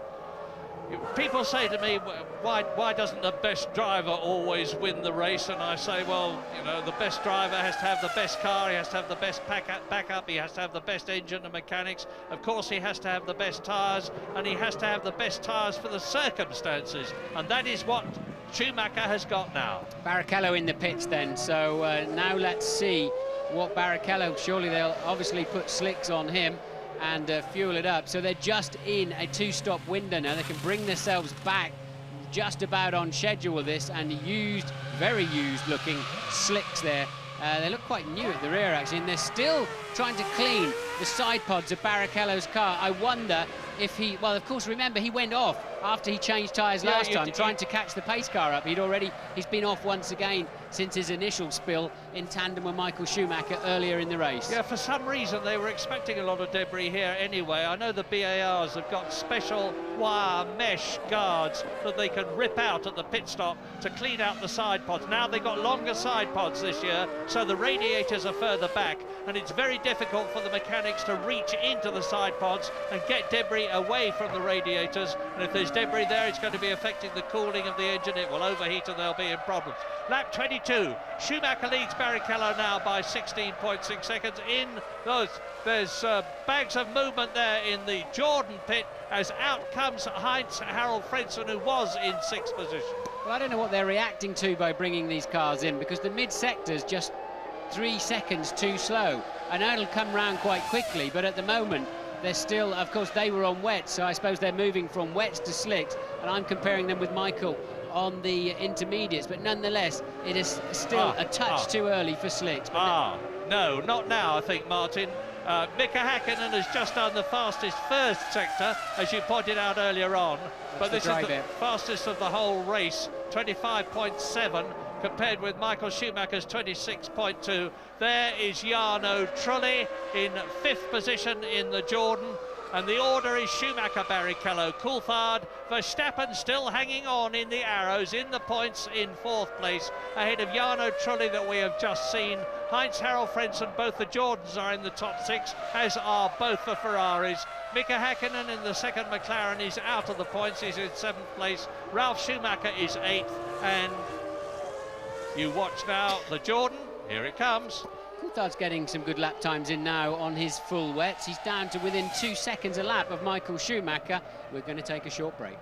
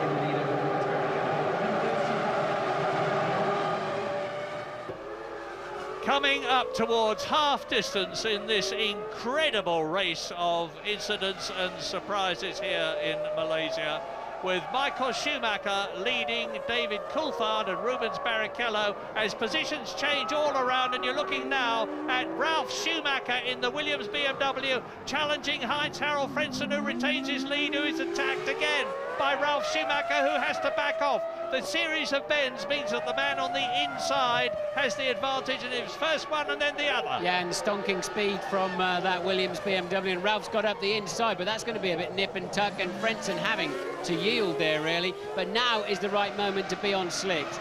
For sure, now they're just shaping up to be quicker than the full wets. Häkkinen now finally on slicks, quicker than Coulthard on the full wet, and now is the moment to come in. And you can see Frentzen desperately still trying to find some grip, and teammate, that's Trulli, so he must be coming up to be lapped by Trulli.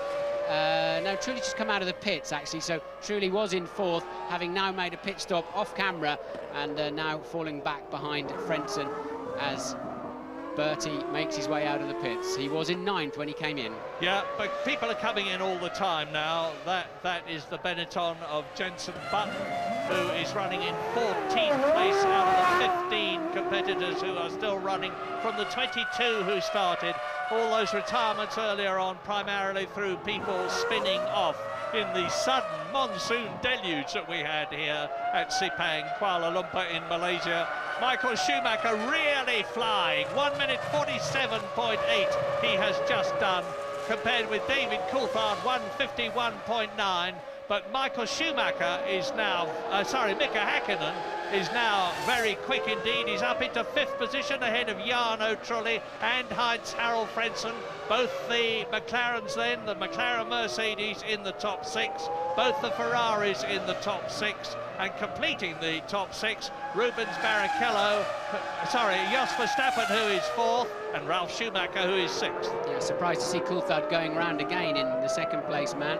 He must be just about the only one out there now on the full wet tyres. The 2 Ferraris, or 1 Ferrari now, Michael Schumacher, still easily the fastest man on the track on those inters that they took an awful long time to choose, but turned out to be a spectacularly good choice when they did finally bolt them on. I was talking earlier on about the heat conditions. Well, both the track and the air temperature have gone way down now. 26 degrees and 27 degrees for the track and the air temperatures. The track has cooled, of course, with all this water on it, and it was up round about 43 degrees when this race started.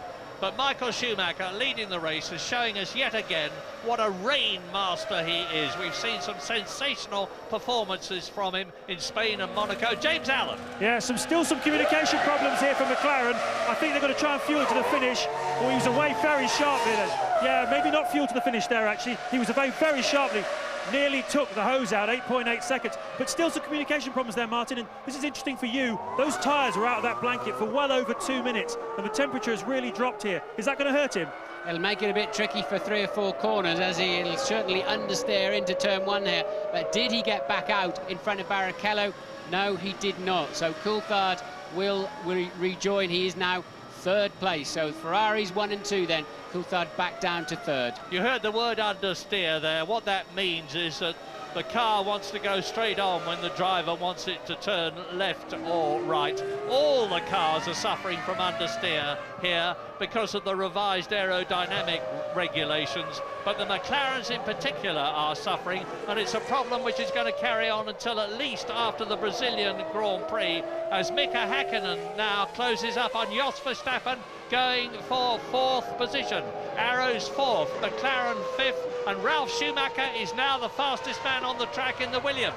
In section 1 that is, but Verstappen still cutting the mustard, look, and obviously very quick in the I think he'll lose some of that advantage now that he had earlier on in the race when he was running as high as 2nd place in the early stages after the restart behind the not the restart really, after the safety car released them, and Verstappen place in the early stages after the restart behind the not the restart really, after the safety car released them, and Verstappen really still managing to hold his own against Häkkinen in 5th place. Now we are at half distance now, lap 27 out of 55. Here is the order and here are the gaps. Michael Schumacher, Ferrari, leads David Coulthard, McLaren by 47 seconds.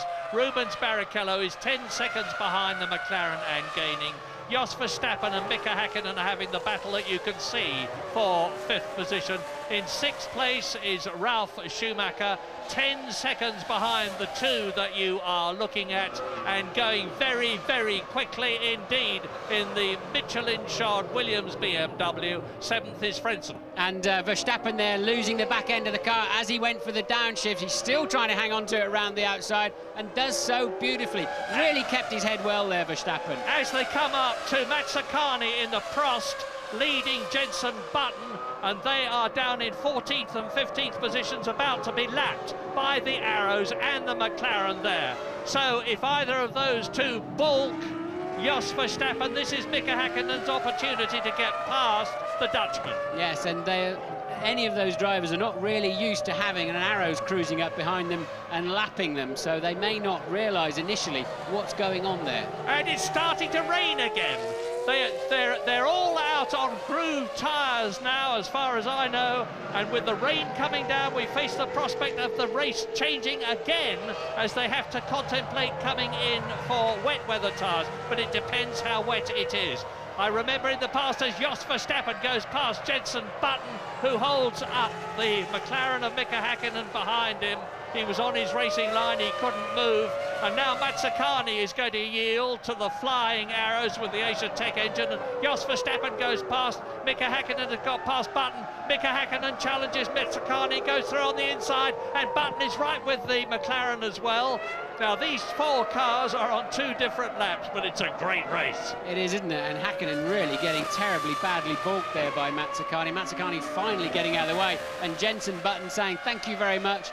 I'll have a little bit of that. So Button moving through then up into 14th place. On lap 28, Schumacher leading Barrichello by an incredible 64 seconds now. And the fastest lap we have in this race is Michael Schumacher, 1 minute 41. So he's about 2/3 of a lap ahead of the man in 2nd place, his teammate in the Ferrari. David Coulthard, 18 seconds behind Barrichello. Of course, why is Michael Schumacher over a minute ahead? Well, they put intermediates on during the pace car, and he stayed on them. He has not come in the pits to put on the slicks, and he is still easily by over 3 seconds faster than anybody else on the racetrack. So those inters working beautifully for Michael Schumacher. Yeah, it's not just that he's a superlatively good driver with incredible reflexes and who is magnificently fit and gigantically experienced. He uses his loaf. He thinks all the time. It never ceases to amaze me how a top Formula One driver can devote about, what, 90% of his, no, not 90%, an awful lot of his talent to thinking about what's happening as opposed to just driving. And they're really having to tread carefully out there, Marion. Look at Ralf Schumacher now homing in. He was 5 seconds a lap faster than Häkkinen on the previous lap, although we did see Häkkinen getting caught up in the back markers. And Ralf there clearly finding some more grip on this slightly dampening racetrack that we've got at the moment. Light rain out there, but once again it's Michael who's on the perfect tyres. And 10 out of 10 therefore to Jos Verstappen in the Arrows, who is staying ahead of the double world champion from Finland. Michael Schumacher, lap 29. Now they're closing up on Tarso Marquez in the European Minardi. He's in 13th position. His teammate Fernando Alonso is out of the race. Mika Häkkinen has a look at Jos Verstappen, and they're all past the Minardi. And Ralf Schumacher having a look at Mika Häkkinen as they come down the straight. Now this BMW's got colossal grunt and he goes past. So Ralf Schumacher moves ahead of Mika Häkkinen and takes 5th position in the Malaysian Grand Prix. Well, that was amazing. Häkkinen didn't bother pulling over to get in the way. He just looked out of the side of his car as the Williams whistled past him. Amazing. And the Williams whistles up on Jos Verstappen.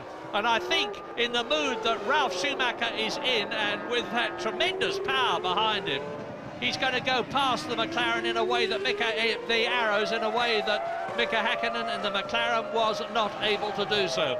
but Jos Verstappen holds on. He's getting the power down. Now they're closing up on Fernando Alonso in the second of the two Minardis, who is in 12th position. The gap between them is shrinking rapidly. Jos Verstappen has got to start planning his tactics now for lapping the Minardi in such a way that he can prevent Ralf Schumacher there from getting past him. Now there is the Minardi about to be lapped by the orange arrows and the white and blue BMW as Mika Häkkinen falls back. Yes, I mean, Ralph's really fighting that Williams, no doubt about it, but his lap times are pretty impressive. He's matching now the two Ferraris up front, and the rain must have eased off again now, because once again they're back on that sensible slick pace on a dry track, so that the Ferrari mechanics, they're ready. Now finally Barrichello matching Schumacher's lap times. Will they think about pulling Michael in for a set of slicks?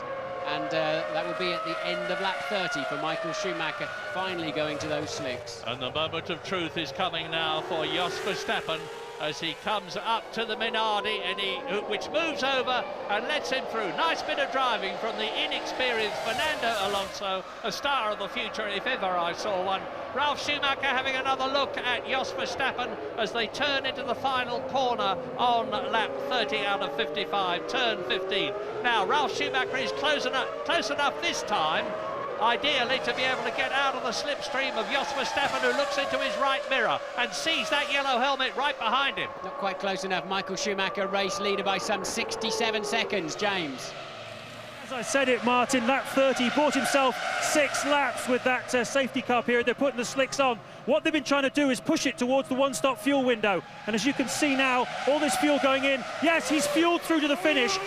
12.8, he's fueled through to the finish, and Coulthard is not. Coulthard, I believe, will have to stop again.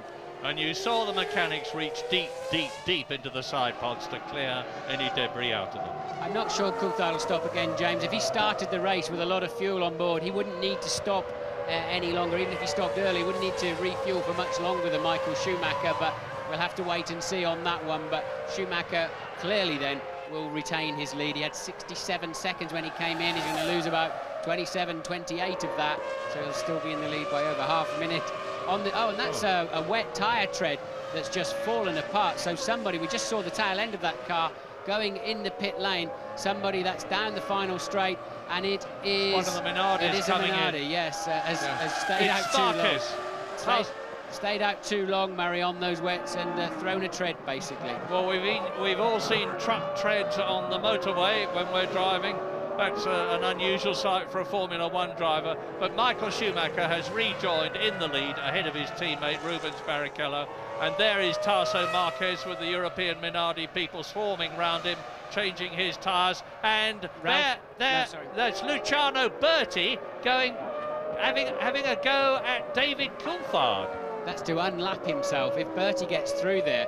And the Michelins, which Berti is on, of course, really are working well at this stage of the race. But I don't quite know where Berti came from there, whether it was Coulthard lapping Berti and then Berti sort of having a bit of a faint stab back up the inside, or whether he really is homing in on Coulthard. We'll have to wait and see. But what an absolute blinder of a race Holland's Jos Verstappen is driving.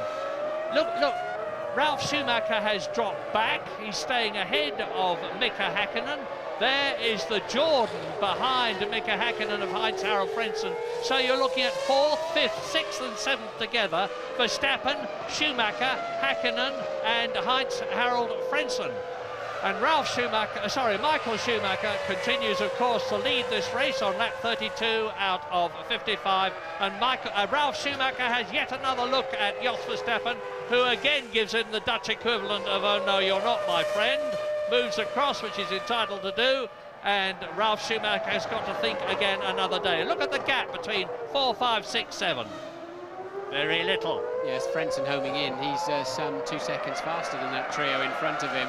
And what are we going to see here? We're going to see it's a puncture actually on the Minardi, and later on it throws a tread. That tread gets left in the middle of the final straight. A dodgy situation to get out there and recover that, although the marshals will have a very good and long view down the track. Look, that'll have to be picked up, and that wants gloves on it when it's picked up, because that'll be extremely hot. So Verstappen then creating a little bit of a traffic jam behind him. If they've got they just haven't got. Now That was a very late, very late attempt there from Ralph, and Verstappen will be doing well if he can. There's no space for him there, so Ralph really a brave one and left Jos Verstappen to avoid an accident. Who stays ahead of Mika Häkkinen, so Ralf Schumacher moves up into that place held by Jos Verstappen, up into 4th place. But Jos Verstappen still very much in the points, now with Mika Häkkinen breathing down his exhaust pipe, and Heinz-Harald Frentzen doing the same to the Finn, Mika Häkkinen. Look at that yellow Jordan as they come round the right-hander. He's having a go at Mika Häkkinen. I don't think there's enough braking zone into 4, and no, he can't make it in there, but Häkkinen clearly getting out of shape in turn 2 and giving Verstappen a bit of breathing space in the arrows, and Frentzen a look at him. But anyway, Häkkinen manages to keep what currently is 6th place. Now the bung has been pulled out for Ralf Schumacher. He's got a clear track ahead of him. We're going to see the power of that BMW engine. We're going to see the way the Michelin tyres hang on. We're going to see the way that superb Williams chassis handles the going here at Sepang, because the gap is ever increasing and Mika Häkkinen still can't get past. Race order then, lap 33 out of 55. Michael Schumacher, after what we believe is his final pit stop, leads his Ferrari teammate Rubens Barrichello by 28 seconds. David Coulthard is a further 25 seconds down the road, 3rd place. You've just seen Ralf Schumacher move up into 4th place, and the battle there is between Jos Verstappen in the orange arrows and Mika Häkkinen for 5th and 6th. Heinz-Harald Frentzen in the yellow Jordan is behind them in 7th place, and he is 18 seconds ahead of Jarno Trulli in 8th position in the 2nd Jordan. Fisichella is 9th in the Benetton, and Jean Alesi is 10th in the Prost. And with that news, we leave Sepang, but of course, as ever, we'll be back.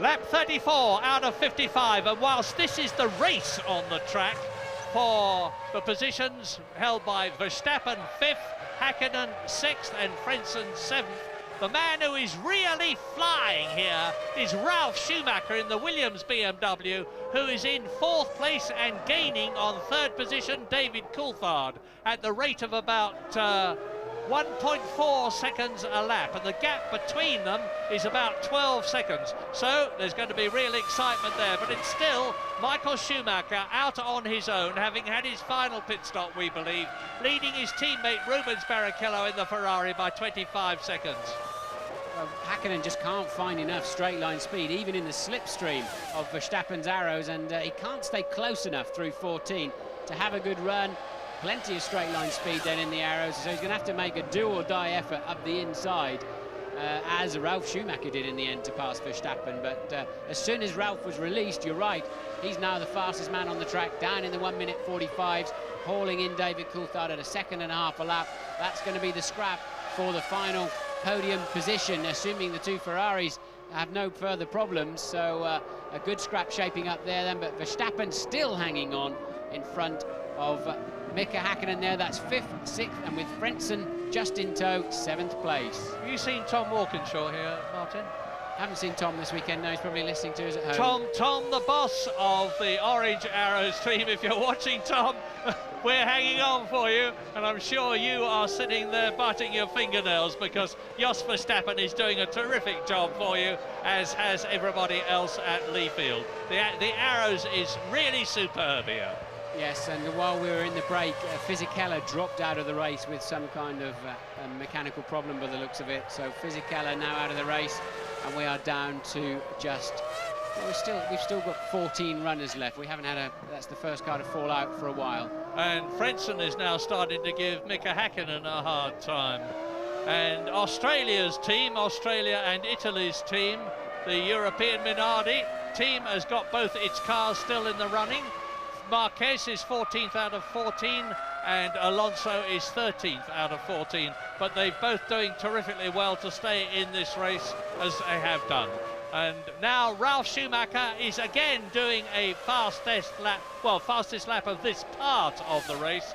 There's still about 4 seconds off the fastest lap of Michael Schumacher, which was on lap 3 in the Ferrari when conditions were very good indeed. But now Mika Hakkinen has got Frentzen behind him and Verstappen in front of him as they come out of the final turn, down the Kuala Lumpur straight into turn 1. And look at the arrows. It's not losing anything to the Ferrari, to the McLaren. Not at all, is it? And it's Hakkinen now coming under pressure. Ralf Schumacher just on a massively fast lap of 1:43.6, still hauling David Coulthard in. And also Barrichello beginning to close that gap down, but it's still a full 24 seconds that he's behind teammate Michael Schumacher. Well, last year the order was Michael Schumacher the winner, David Coulthard in 2nd place, Rubens Barrichello in 3rd position. Those 3 drivers are up there in the first 3 positions on the podium this year in a different order, because Barrichello is 2nd and not 3rd, and Coulthard is 3rd and not 2nd.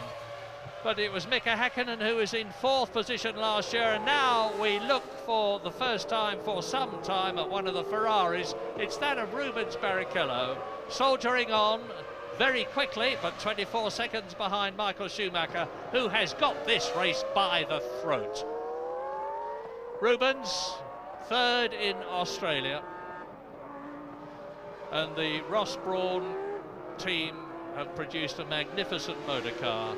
We've been used to Michael Schumacher try to lead Ferrari back to victory as Giancarlo Fisichella walks in.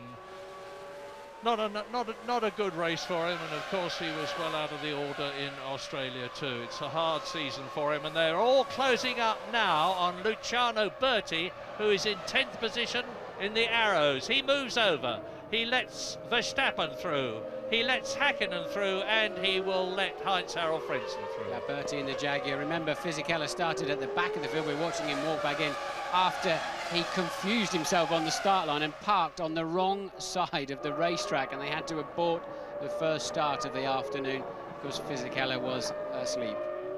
Well, you're not seeing much of Michael Schumacher because he's out on his own, 24 seconds. But the man to watch at the moment, as I keep on saying, is Ralf Schumacher. He's on another fastest lap. He's got the gap between himself and 3rd place David Coulthard down to 5 seconds now as we watch this terrific tussle between Holland's Verstappen, Finland's Hakkinen and Germany's Heinz-Harald Frentzen. 2 Germans in the top 7, 1 Brazilian, 1 Scotsman, 1 Dutchman. Now this is Tarso Marquez. He's down in 14th position, and coming up behind him is the Prost, both the Prost are left in the race. Mazzacani from Argentina is in 12th position. John Alesi is in 9th position. There is Rubens Barrichello, who has lapped this battle between Mazzacani in the blue Prost and Tasso Marquez in the black European Minardi. And it's Marquez who is pulling away. So Ralf Schumacher then, he's on another hot lap. He's going to have the gap down to 2-point-something seconds, I would imagine. 2.3 it is, and another new fastest lap of the race for himself. That is Ralf Schumacher, and now just 2.3. He'll be up behind Coulthard before the end of the lap that they're on at the moment, but this is still the scrap behind them for 5th, 6th and 7th. Now they're all on slick tyres, on groove tyres, which require the driest part of the track. When you look down from the helicopter, you will have noticed a light grey line on the tarmac all around the circuit, and really they're having to stick to that, because if you move off onto the wetter stuff on these groove tyres, the grip will diminish. You'll get wheel spin, you get enormous deceleration when you take your foot off the accelerator in these cars, and you can very easily spin out of contention. And it's probably that, as much as anything else, that's making it so difficult for Mika Häkkinen to do anything about Jos Verstappen in front of him. Now, where is Ralf Schumacher? He is so hooked up. He's over 3 seconds faster than anybody else, including his brother Michael now. This stage of the race, with the track just now slightly damp, it's Ralf Schumacher that is absolutely on the move, and he's been homing in. Last time round, 2.8 seconds quicker than third place man Coulthard, and still line astern then 5, 6 and 7. Now the interesting thing about that is that Ralf Schumacher is on the Michelin tyres. Michael Schumacher and Barrichello and Coulthard are on the Bridgestones. So the first 3 are on Bridgestones, the 4th but fastest is on Michelin's. Now I can tell you why, because Ralf Schumacher, I believe, looking out of the pit, and he's through. Sorry, he's through in 13. And Verstappen doesn't give in. He tries to go through on the inside. He's trying again. Jos Verstappen is a fighter every inch of the way. Mika Häkkinen got past him. Jos Verstappen has refused to give way and refuses still to give way. Runs wide. And Frentzen goes through on the inside. He's going to take both of them. No, he isn't. He takes Häkkinen. Häkkinen, far from gaining a place, has lost one. And Frentzen now is going to have a go at Jos Verstappen. Wow! Yes, Häkkinen then so deep into 13 and 14, clearly lost momentum on the exit. Jos said, right, I'm going to have another go at you, and stuck with it. And this is Ralf Schumacher. That's why he was so fast. He was low on fuel, but still extremely quick laps there from Ralf. But that'll take the pressure off of Coulthard. But he's still a half a minute behind the Ferraris up front, and Verstappen then hanging on to 5th place. Great drive from him today. Yeah, the incredible Jos Verstappen has seen Mika Häkkinen off. Now, is he going to do the same to Frentzen? But look at the gap that's extended between him and the yellow Jordan. The battle for 5th, 6th and 7th position continues to rage. I think Verstappen's right rear gave Häkkinen's left front a bit of a slap as he just lost the back slightly under braking for that turn 15, but I don't imagine either car will have any damage. James Allen. Yeah, while all that was going on, Martin, Ralf Schumacher, the reason he was flying beforehand, he dived into the pits. He had pitted on lap 17. They rolled the dice on a 2-stopper, and it's not worked for them today. He's slipped down to 7th place now, but the reason he's been able to make such good progress, apart from the fact that Michelins are working well here on this warm surface, is his straight-line speed advantage from the BMW engine. 9 kilometres an hour faster than either Ferrari or McLaren. Pretty awesome. Yeah, and talking about championships, which we now can start to do, because we're on lap 40 out of 55, as Mika Häkkinen has a look at Heinz-Harald Frentzen. Ferrari, of course, are on a potential 16 Constructors' World Championship points, 10 for Michael Schumacher if he wins, 6 for Rubens Barrichello if he is second, and that would give them 30 points in the Constructors' Championship. McLaren are on a potential 5 points. Here we go again with a replay then in turn 15, and yes, Jos just getting the back, stepping out as he was downshifting very, very late on the brakes, obviously to try and keep up the inside, and well, Frentzen there really almost having a chance to jump the pair of them at the same time, but didn't quite have the commitment to make it up the inside of Verstappen as well. We're going to take a short break.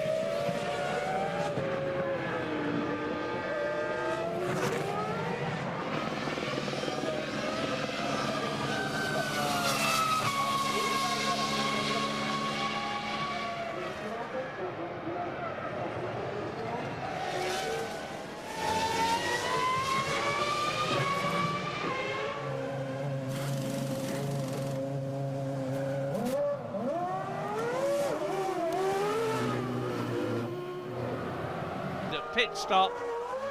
The question is Mika Hakkinen, who has similarly been in for a tyre change, going to be in the points at the end of this race? It doesn't look like it at the moment. Barrichello had a 33.8 second lead over third place man Coulthard before he made the pit stop, so quite clearly he will remain in second place. Big question is, how much fuel does Coulthard have on board, and indeed Michael Schumacher up front? We think Schumacher can go to the end. I suspect Coulthard may be able to go to the end unless he's swapped strategy during the race, but let's see now. Verstappen still on the racetrack now, up to fourth, Frentzen fifth, then Ralf Schumacher rejoining after his stop in sixth, Hakkinen seventh. James, what can you tell us? Yeah, splash and dash there for both Barrichello and Hakkinen. In Barrichello's case, I think it was also a little bit to do with the fact that he may be running some pretty high temperatures. They've been trying to clear those radiators at both of his pit stops from the moment where he went off.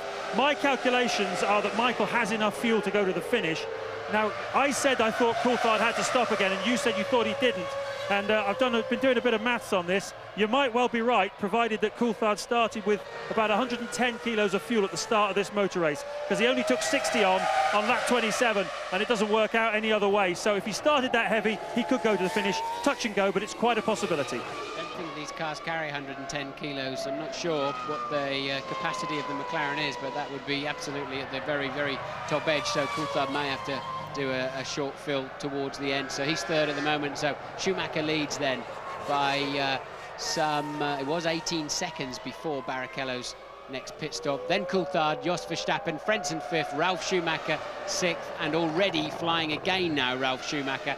Now he's up and running with a new set of tyres. The point of all that Martin's just given you is that Mika Hakkinen is not, repeat, NOT in the points. He's in 7th position at the moment, and you look now at Jos Verstappen in the arrows, still staying ahead of Heinz-Harald Frentzen, still on a potential 3 World Championship points for a 4th position, which he will have richly deserved. His teammate Enrico Bernaldi, the Brazilian, in his 2nd Formula One race, long since disappeared from the Malaysian Grand Prix. Indeed, he was the 5th retirement when the conditions were just about at their very worst. Well, Verstappen, we think, will stop at the end of this lap. The Arrows mechanics are in the pit lane. He, of course, is the only Arrows driver in the race. Bernaldi dropping out very early on, getting caught out when the rainstorm came, and there are the Arrows mechanics in the pit lane. So Verstappen will finally have to yield to Frentzen via the pit stop, and the signals we're getting back from our information from the F1 ITV pit crew is that Frentzen does not have to stop again. Well, it's Tasso Marquez in the European Minardi, who is 14th. He's been lapped several times already. He's about to be lapped by Verstappen, who will be coming in at the end of this lap from 4th place to give that position to Heinz-Harald Frentzen. Some reward to the German for hanging on the way he did, and for scrambling past Mika Hakkinen the way he did. Marquez moves over, past goes Verstappen, past goes Heinz-Harald Frentzen. They go down into the reverse straight, the Penang straight, which leads up to the final corner on this lap, and you can expect to see Jos Verstappen go straight on into the pit lane, and for Heinz-Harald Frentzen to move up a place. There it is. Heinz-Harald Frentzen now in the Jordan is therefore in 4th position. His teammate Jarno Trulli is down in 8th position, with Mika Hakkinen 7th ahead of him. And the gap between Verstappen and Hakkinen was about 10 seconds, so Verstappen is going to lose positions, and he's going to have a struggle to be finishing in the points. Very tough one. Be careful if you're taking rip-offs off your visor doing slow speed. That's when they get sucked into your own radiator scoops or your own brake ducts or something. They're much better ripped off at high speed, making sure then that they go straight out. And that's a good stop from the Arrows boys, just 7 seconds. Clearly he's only got to have fuel for a further 12 laps, but a very, very good run there. And Hakkinen has now just set a new fastest lap of the race on your screen now, significantly faster than anything he's done up until now, so clearly enjoying a change of tyres. As Rubens Barrichello must be enjoying 2nd position, admittedly 41 seconds behind Michael Schumacher, but 6 seconds ahead of David Coulthard on this, the 45th lap in this 55-lap race. And the question now is not so much who is going to be third, that will be David Coulthard, not so much who's going to be fourth, which should be Heinz-Harald Frentzen. Their lap times are virtually identical, but who are going to be fifth and sixth. At the present moment, it looks like Ralf Schumacher and Mika Häkkinen, but Mika Häkkinen is putting on a tremendous charge in the McLaren. Depends how much fuel Coulthard's got on board, as we've said before. Really, it must be touch and go for him to get to the end of the race. If he has to pit, I don't see him being able to maintain that current third-place podium position. We're taking a short break.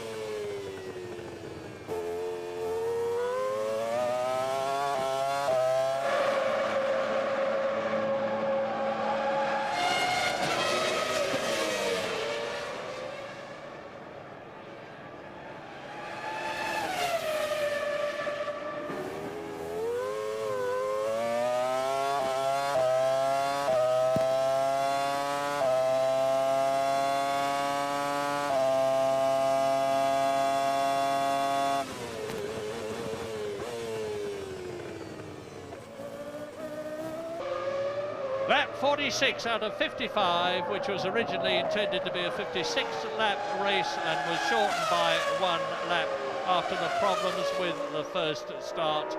And it looks at the present moment as though Ferrari are going to finish first and second to give Michael Schumacher his 6th successive victory. And if they do, it will increase their already substantial lead over McLaren in the Constructors' Championship by 11 points. It will give Michael Schumacher 20 World Championship points. David Coulthard will still, I'm just trying to work out in my mind, no, Rubens Barrichello will almost certainly move up to second in the Drivers' Championship.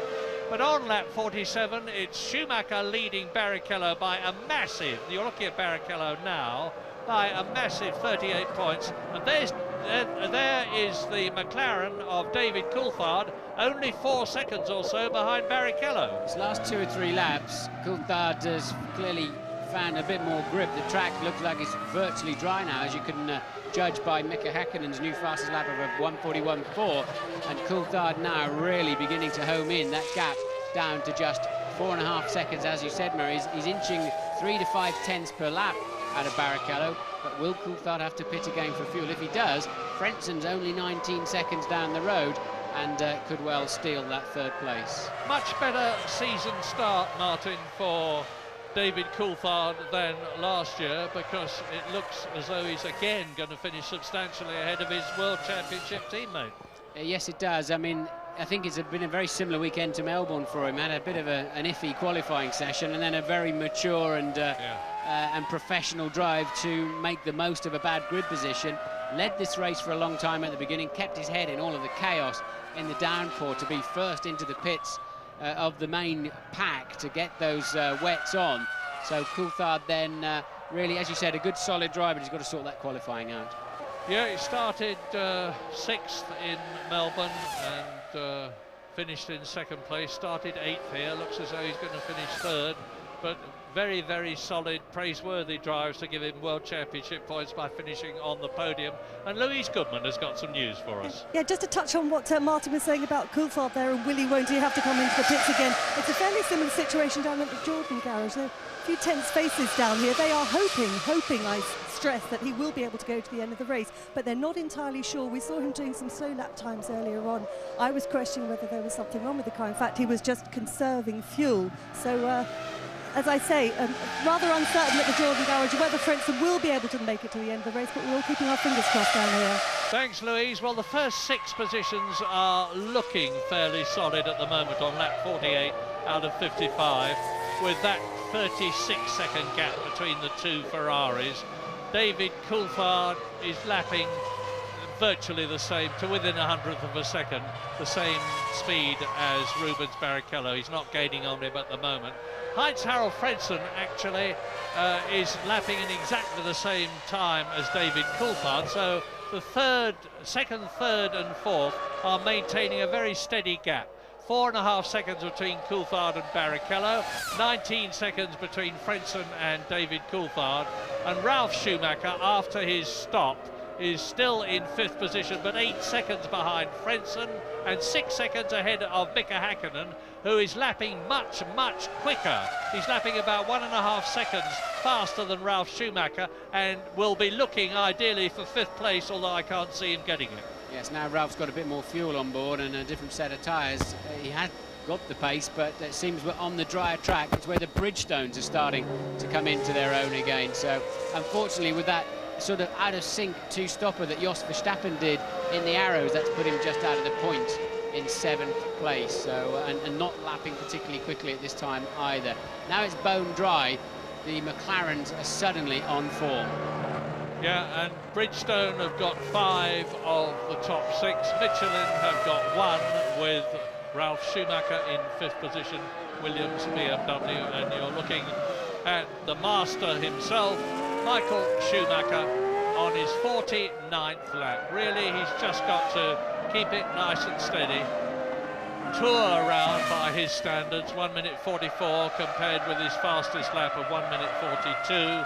And 2 seconds isn't very much in terms of time, but if you're a racing driver in Formula One, it's taking the edge off your ultimate performance quite a lot. Another new fastest lap then by Häkkinen at 1:40.9, and well, Michael Schumacher with a half a minute advantage over a Ferrari 1-2 at the moment. You wouldn't imagine that, would you, as they were bouncing across the gravel and completely out of sync. Spent a minute in the pits trying to sort out which tyres they were going to put on. It looked like their afternoon was completely trashed, to be honest. Yeah. But somehow or other, they're way out front. I remember right at the beginning of the broadcast saying that people who should know better are writing McLaren off, but don't you believe it? Well, McLaren got up there, but things have gone awry for them since. Ferrari are definitely on top at the moment, but you can never discount the Woking team. They've won, they're used to winning. Ron Dennis, the boss, says he feels pain whenever he finishes second. He'll be in pain after this race, but it will motivate the whole team even more than their normal motivation, and they are a very motivated lot at Woking to get to grips with the prancing horse team from Maranello, Ferrari. Yes, Barrichello now edging back out on 3rd place man Coulthard. You're watching Häkkinen, but just to remind you how, despite now swanning around at the front, just minding his own business, Michael Schumacher still over half a minute in the lead, and that is because they moved onto intermediate tyres, and it's just absolutely the right tyre. Then changed it to effectively a one-stop strategy for Michael Schumacher, and it's all been too easy since then. Yep, Mika Häkkinen crosses the line. He's on his 50th lap now. He's just past the Prost of Jean Alesi, which is in 9th position and has therefore been lapped. There are 7 people on the same lap.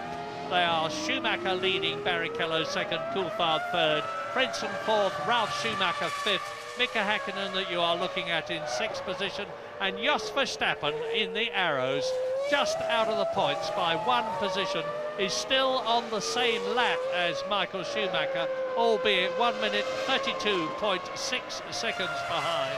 which is very nearly, it's the difference of about 10 seconds between being lapped. But to finish on the same lap as Schumacher here, and today's conditions will be no mean achievement, as you look at Ralf Schumacher, 5th position. And look at Mika Häkkinen then, just 2.4 seconds behind last time over the start-finish line, and already some 1.1 seconds up on this lap, hence the gap you can see before your very eyes. And what a turnaround in a few laps, isn't it? It was just 7-8 laps ago that it was Ralf Schumacher climbing, despite, albeit with less fuel on board at the time, climbing all over the back of that McLaren and just breezing past it down the straight. And now the roles are very much reversed as Häkkinen homes in on a possible 5th place and 2 World Championship points. An awful lot of brake dust coming out of the back of Ralf Schumacher's Williams there. I wonder if he's beginning to suffer with brake problems. BMW power, it says on the back of Ralf Schumacher's Williams. Mercedes-Benz power for the McLaren behind him. The two German Titan engine and car firms battling for this position for 5th place. Now Ralf Schumacher's got an enormous amount of grunt, but Mika Häkkinen has closed up on him all the time. Ralf Schumacher has got to now make his Williams as wide as he legally can on the track. He mustn't weave about to prevent Mika Häkkinen getting past him. He can move about a reasonable amount, but if he does it too much, he'll be shown the blue flag. Well, he's not doing it at all at the present moment.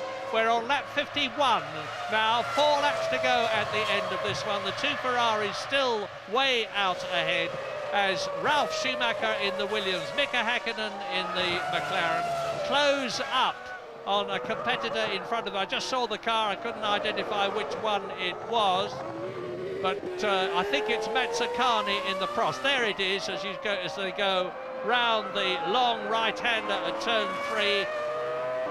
And Mika Häkkinen visibly closing up. He's right on the rear wing of Ralf Schumacher now. Ralf turns in through the left, through the right. Yes, this is 13 leading into 14. And I believe Häkkinen has the much better car under braking, so if he can stay anywhere near the gearbox of that BMW Williams, which he is just about managing to do, coming onto the dry line now, and well, he's not really close enough. Look at the black dust pouring out of that Williams under braking, just pouring out of the front wheels, and I'm sure that Ralf has got some kind of brake drama. Maybe the fronts are getting a little bit too hot. You can see them glowing heavily as they go into turn 9, but this is down to turn 1. Bit of heavy oversteer from the Williams there as the back stepped out as Ralf Schumacher straightened it up out of turn 15 and went into the straight. They're on their 52nd lap now. 3 laps to go at the end of this one. The two Ferraris still way out in front. David Coulthard is not making any impression on them from 3rd position.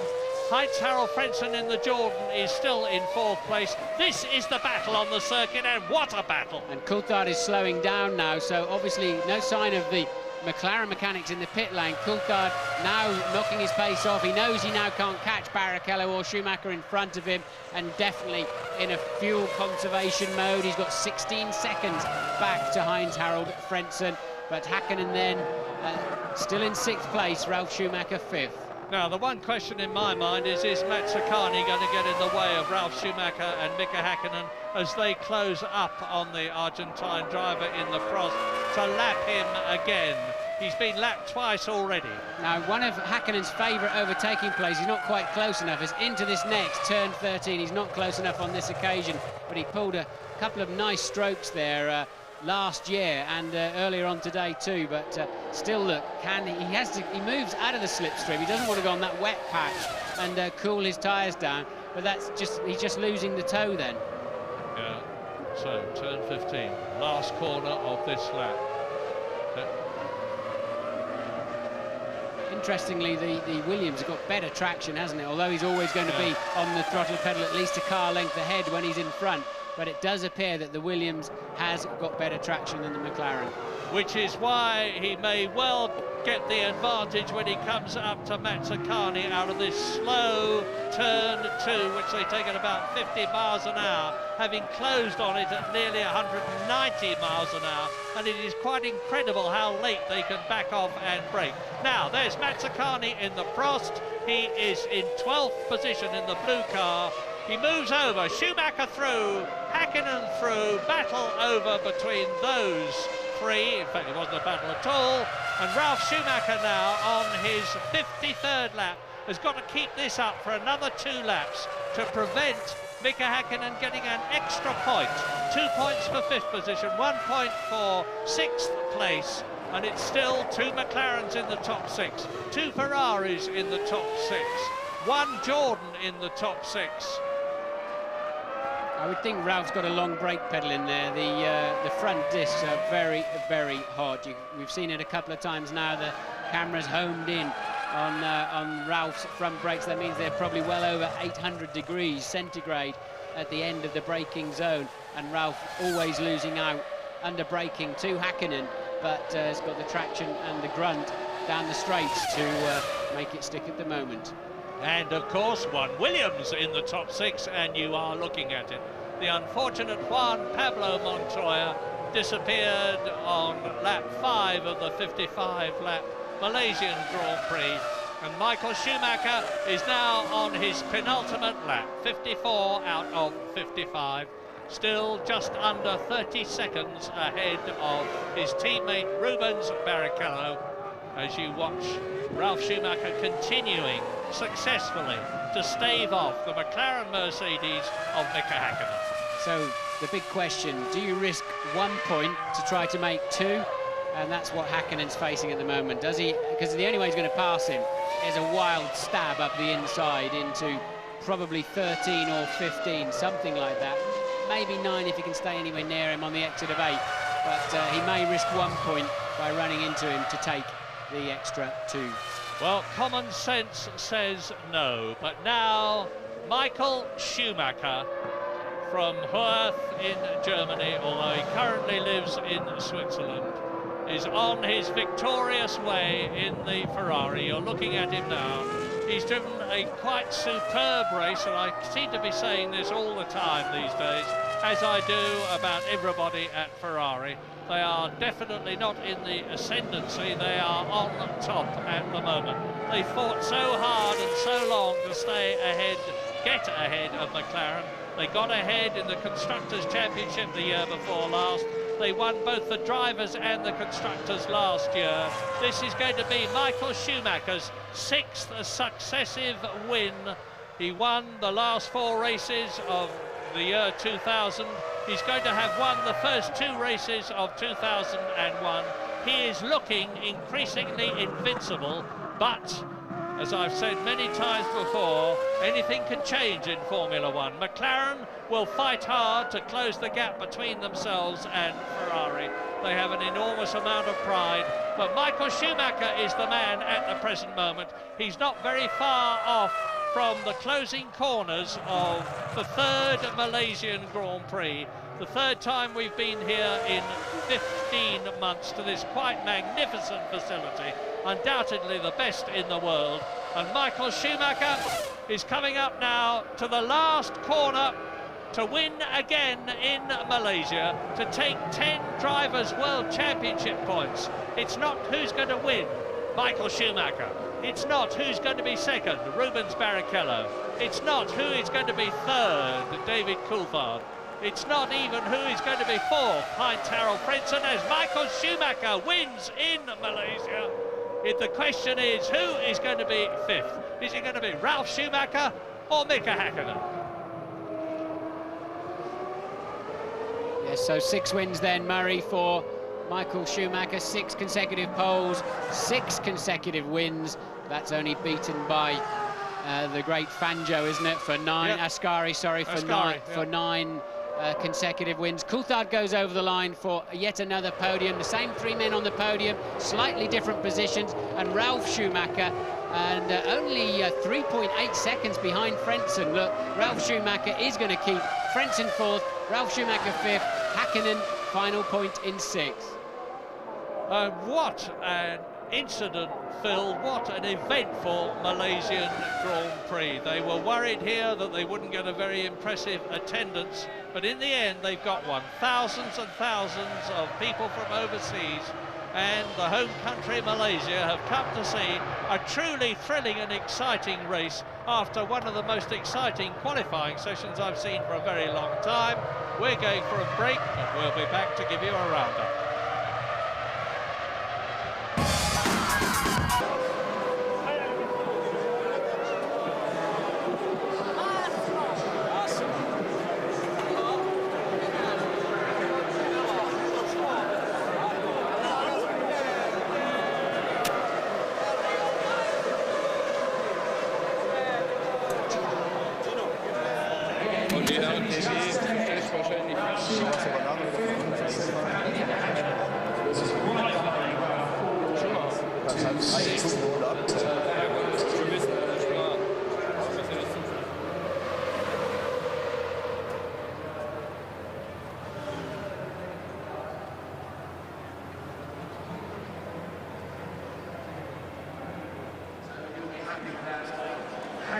In 6th place, Jos Verstappen at one point well up there. He ended up in 7th place.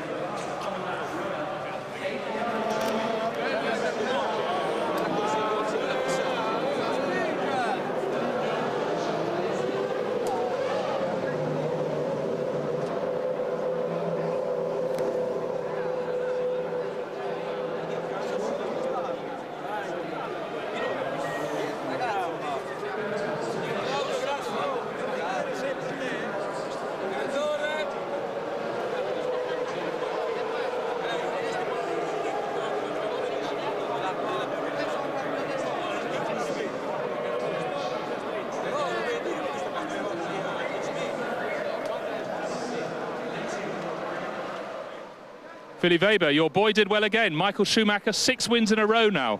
I'm very happy man today. Yes, it was a fantastic race. It didn't look like at the start, but I know we have a good car and a strong driver, so it shows up end of the day to a win, and it's fantastic. But it was also down to a very good choice on tyres. Absolutely, yes. Very good choice. Okay, Billy, well done.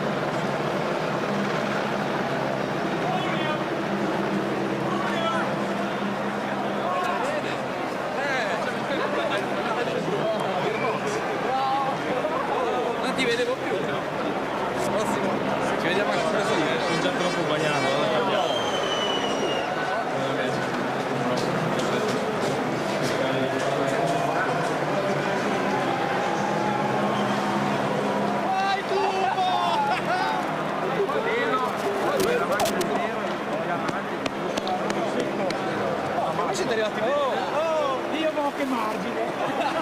Posso dire? Dov'è? No! Dov'è la gomma? La gomma!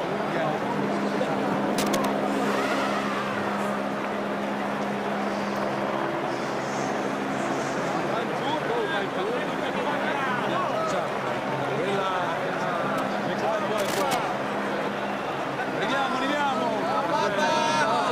Andiamo a casa!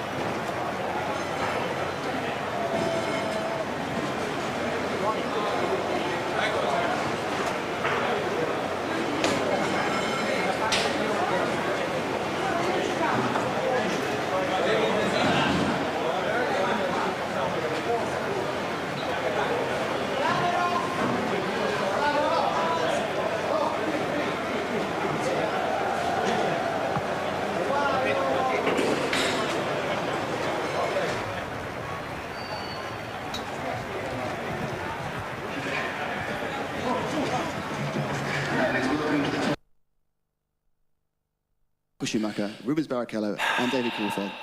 Michael, many, many congratulations. It's your 6th win in a row, but on the team radio, when on the slowdown lap, we heard you saying to Ross, oh, it was a bit boring at the end. Was it boring at the beginning?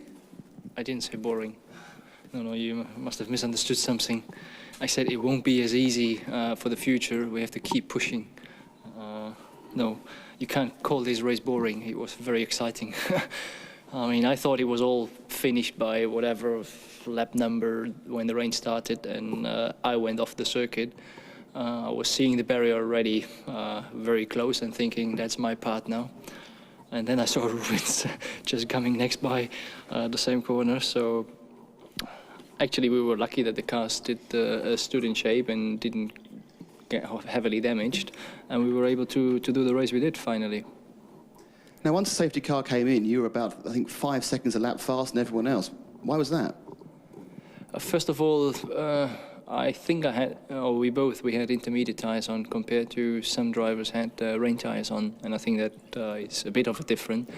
Although I was behind Jos, and Jos, he was flying. I mean, he was on rain tyres. I think he was the fastest car basically out there, and I thought it would be a lot easier to overtake him, but he was going very well, and he made it very difficult to me. How much of a gamble and whose decision was it to put you on intermediate tyres in the middle of a monsoon? It's a driver's call actually, and we knew that if at all it's going to be a shower, we might struggle for a number of laps, and it will be better for the end, and that's the way it was. Thank you very much, Michael. Rubens, you too were involved in those incidents in the first 2 or 3 laps, and it culminated in you having a very, very long pit stop. Talk us through all that. Well, you know, I told Ross like 1 lap before win-off that he was actually speeding down a bit, and when I saw Michael going off, I was too close to him.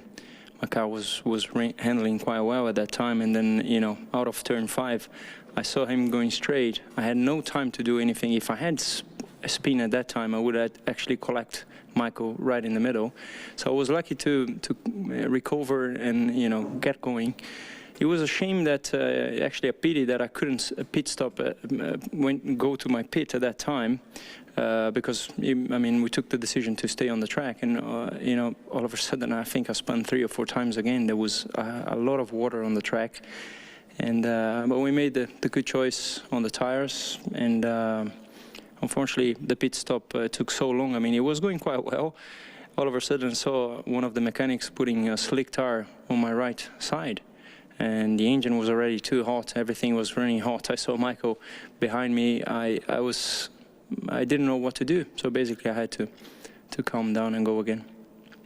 Now, I think at the end of the day, Michael made 1 stop and you made 2. Was that always the plan? That's petrol stops. Well, I mean, I tell you, Michael is a hell of a driver, and. But I wish I could have a little bit of his luck as well, because I think when he went off, he didn't collect as much stones as I did.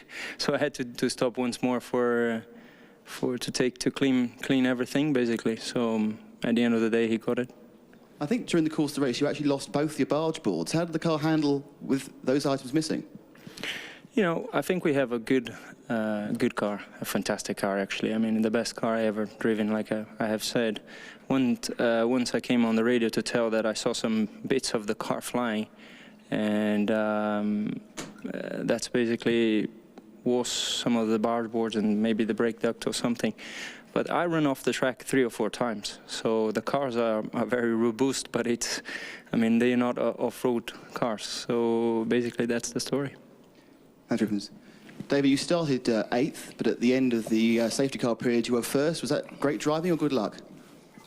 Well, I wish I could say it was great driving, but of course, it takes a lot of luck in those circumstances. And when I saw both the Ferraris going off, that gave Trulli, who was running in front of me, a bit of warning, and it gave me some warning. So we stayed on the track, and obviously it was quite clear we would have to come in, even though it was only half wet on the track, and the other half of the circuit was completely dry. But coming into the last corner, both Jarno and myself spun, but I managed to keep it going and come into the pits. And at that time, we thought it was the right decision to go for full wet, and clearly with that amount of water, it was. But as the safety car then came out, you can be sure that you're not going to start driving again with so much water on the track. So in hindsight, intermediates would have been a better tyre, because we had to run the wets a long time, and I was losing a lot of time, obviously, to the Ferraris when I was waiting for the slicks. Again, the two of you, Mika and yourself, made a different fuel stop strategy, 2 stops during the race and 1 for yourself. Was that always planned? No, we're flexible in the circuit, especially given especially where I qualified, and certainly for Mika as well. You have to try and leave an element of flexibility there, because we knew the weather was a little bit dodgy, so it was 50-50 whether we'd have a wet race. Hello. Michael, in the past couple of weeks, you've amassed 6 consecutive wins, which is a modern-day record. You've gone to 33 poles, which is second all-time. You now have the most fastest laps of any driver and the most kilometres led. Is that important to you? It's nice to listen to what you said, yes. But honestly, at the end of the day, it doesn't count as much as how many races you win or how many championships you win. And on the other side, it depends as well, how do you win it? And I'm obviously more keen on the results we achieve because we have worked very hard to achieve them, and that is what counts to me. Thanks, gentlemen. Very well done. And now a word from Michael and Ruben in their own languages. Michael. Ja, het geheim zat hem dus in de banden.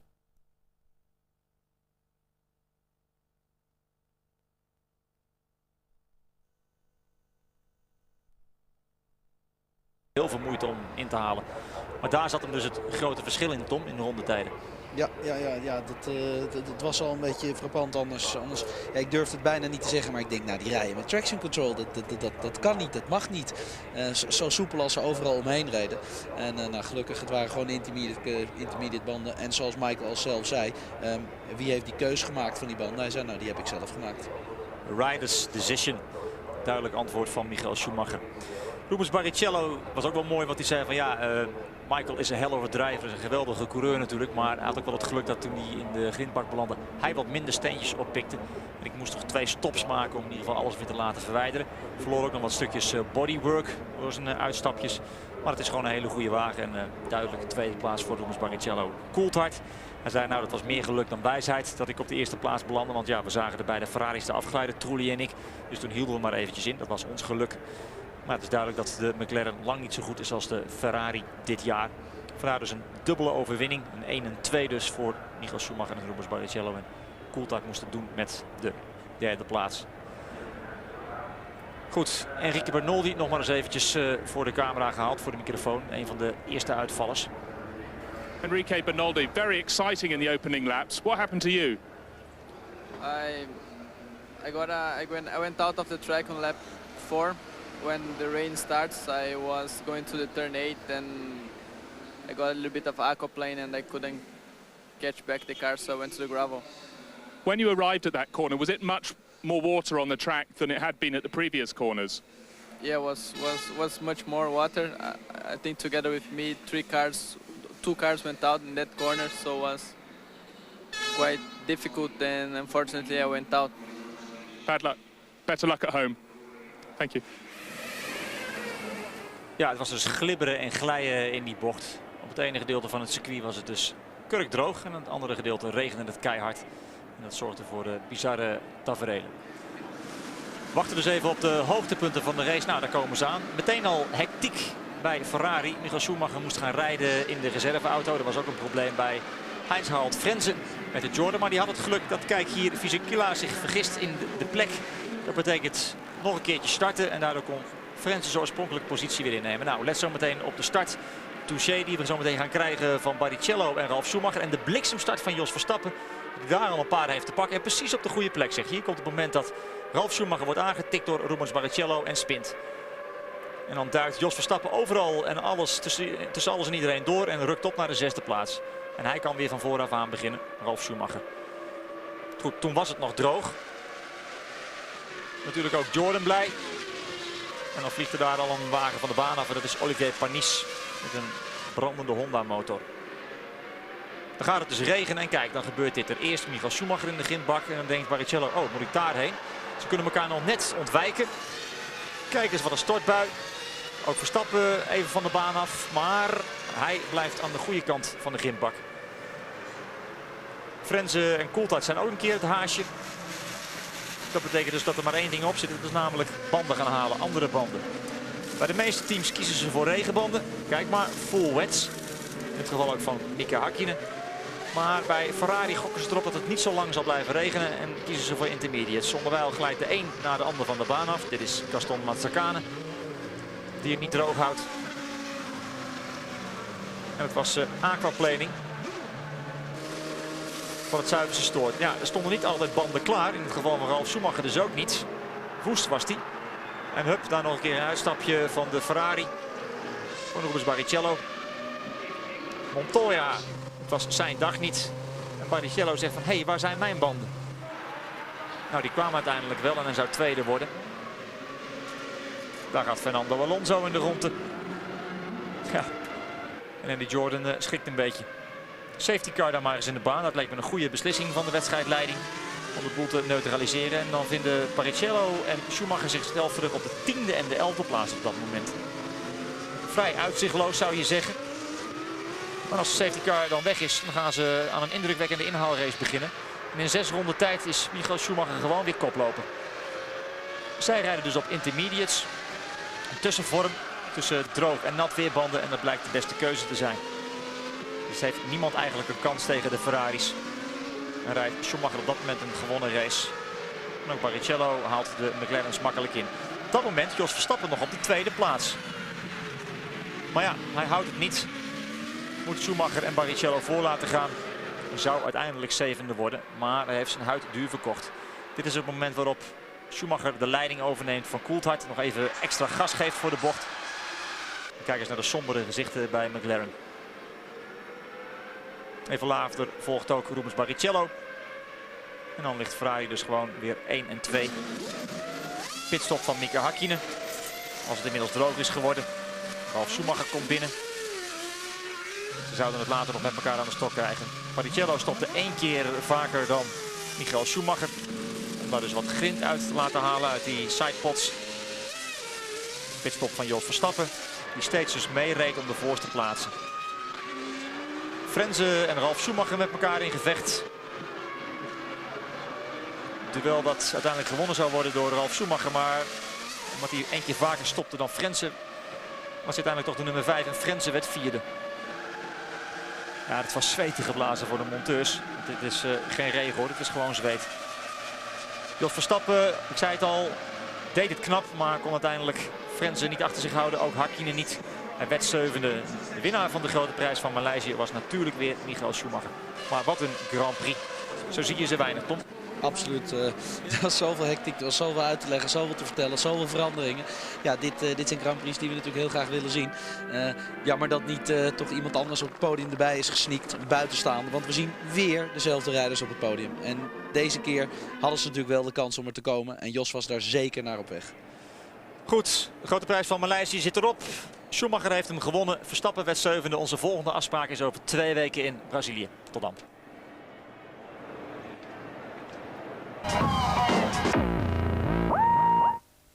Great thinker Ross Brawn has done it again. Let's go straight to Sepang and talk to Ross. Here he is with James Allen. 20 minutes live in the premiere studio over there. Okay, I know you've got to go to the podium. I'll keep it quick. Okay. Ross, some very smart moves today. First of all, the minute queue though for the drivers here. You must have had your heart in your mouth. Well, it was my fault. With all the confusion of cars falling off, I called Michael first and Ruben second, so we had Michael's tyres. So I screwed up. The only thing we could do then is make sure we got the right tyres on the right car, because then we would have had a big problem if we didn't.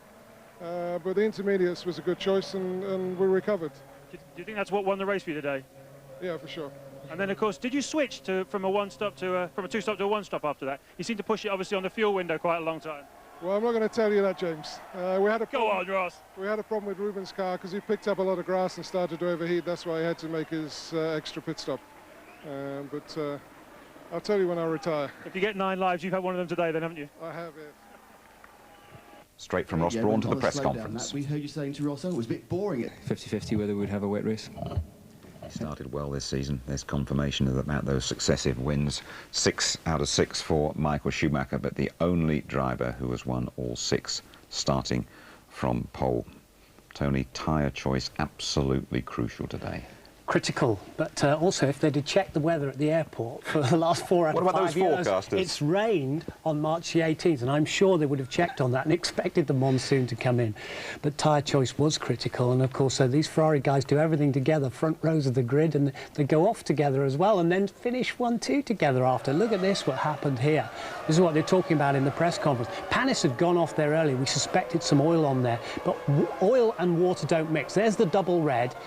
Deep inside goes Schumacher. Past him goes Rubens Barrichello. Gets back onto the track first, and there's Schumacher just about struggling to get back on. Dropped down to 10th and 11th after the safety car came off. Conditions worsening. Villeneuve goes off backwards through the gravel trap, promptly followed by Nick Heidfeld in the Sauber. He's also beached and out of the race early on. And there's Enrique Benoldi, the Brazilian, going off as well. So early casualties, and these guys got out of jail. Jarno Trulli, who led after this behind the safety car, and right behind him, see him just coming off, there's David Coulthard, as he said, and they both got into the pits very quick. And then when the Ferraris went into the pits, I mean, Barrichello had over a minute stop, didn't he? And we thought it must be up for the Ferraris. Well, it was shades of 99 in European Grand Prix. That was the same sort of thing. Dry, wet, dry, wet. Johnny Herbert won that one. You remember when he was cloud watching. But coming in, it looked like bedlam, because there's a queue. Look, right, out goes Barrichello, and Michael Schumacher's got to queue up. Ross just gave us the answer to that as well, apart from Schumacher choosing the intermediate tyres. You know, it's like where they said afterwards in Italy, they put the big tyre in the town square. And so we found your tyre. Remember after it was lost by Irvine, and he went down the order. And then very soon after the restart on the back of the safety car, we realised that Ferrari had actually got it absolutely right. Yes, superb. And, you know, Ferrari went round, they got through on the intermediates, and you know, Schumacher came all the way through, and he was slicing through the field and comes through behind Verstappen, behind Coulthard. But the restart there, Coulthard got the jump on Frentzen extremely well. But Verstappen, for me, he was the driver of the race. Very unlucky not to make a point for the arrows. He went from 18th to 6th on the start. It was unbelievable. Michael Schumacher, though, I mean, got past David Coulthard and he was away and gone. Another masterclass from him. Yeah, superb. But this is where we see the overtaking as well, because he'd come up on Verstappen and got past him, and then he was just eating in on those tyres onto David Coulthard. At that point, we thought, you know, McLaren had got it right. They got onto the wets, they got their drivers into the pits early, as had Benetton. And there it was, the guy just scything through the field. Meteoric rise through the field for Michael Schumacher. First time, Tony, we've ever had a rain-affected race in Malaysia, but crikey, this is some sport when it rains, isn't it? It's great. I mean, this was wonderful entertainment, superb driving from 22 of the world's best, and there's no question about it. You know, Schumacher again proved that he's the rain master. Is he starting to look almost invincible now, Schumacher, or will things swing round? Well, you've got to remember he had a 22-point lead with 9 races gone into last year, and then McLaren came back at them. They had successive breakdowns. What we've got to watch is when traction control is introduced from Spain, that could change things around. So what Ferrari are trying to do is in these early races get as many points stacked up as possible. I just heard that Ron Dennis is complaining, saying it was very, very dangerous for Ferrari to use those tyres. What's your instant reaction to that? Well, I think that the risk factor is down to the team concerned, and it's down to, you know, the skill of the drivers. I didn't see any problem there for Michael Schumacher on intermediates, did you? Not really. OK, thank you very much indeed, Tony. Of course, we'll have more reaction to the Malaysian Grand Prix when we rerun the race just about lunchtime today, 1:30. Highlight show just before midnight tonight, and as always, the highlight show repeated ITV2 tomorrow night at 7. What a fantastic Grand Prix. This has been well worth the early start. Ferrari and Michael Schumacher, the main players once again. It's a record then, 6 wins out of 6, all from pole and counting. Bye-bye.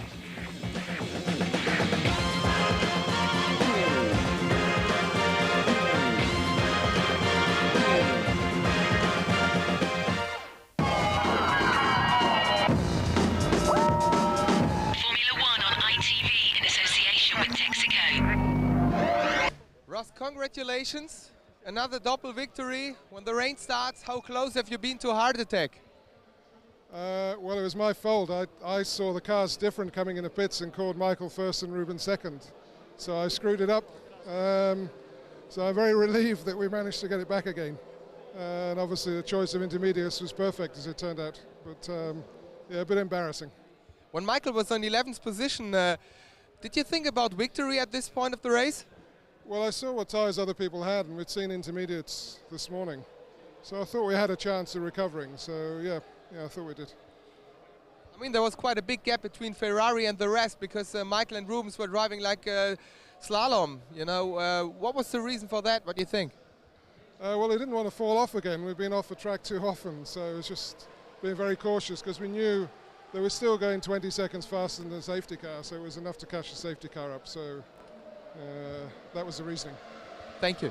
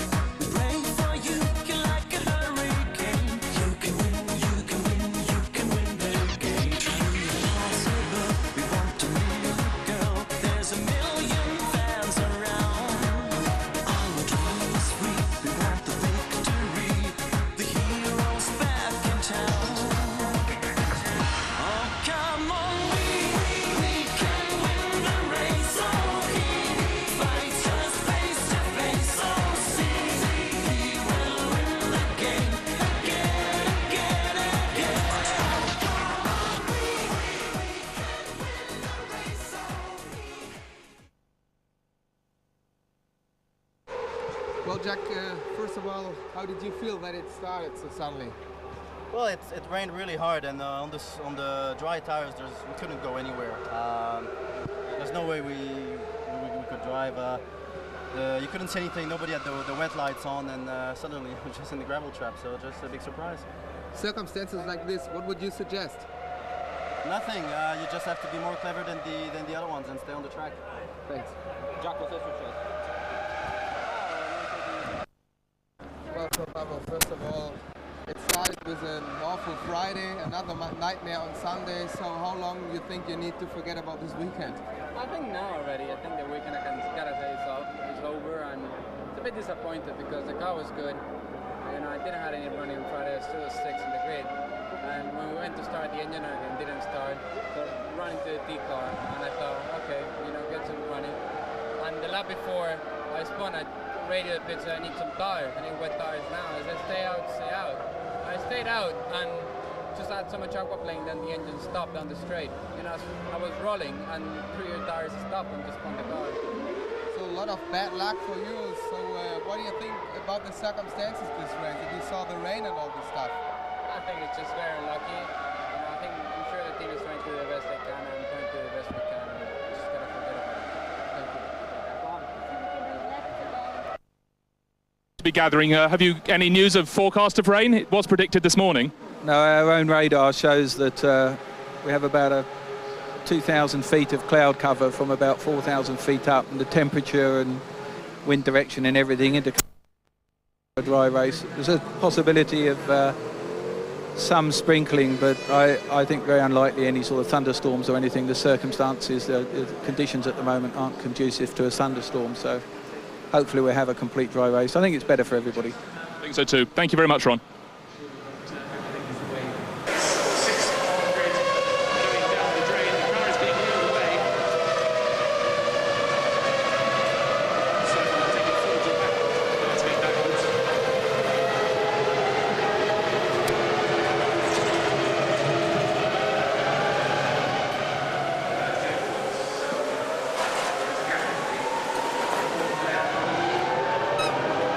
No. Repeat only, yes or no. Can we start it? Tika.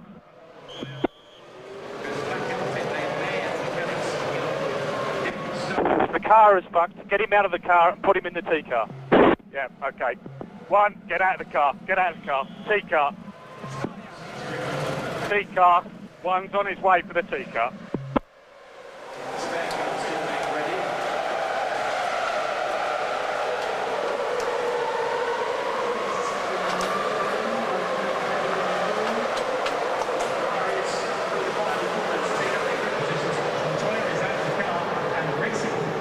Send him from the pit lane, okay? Send him from the pit lane.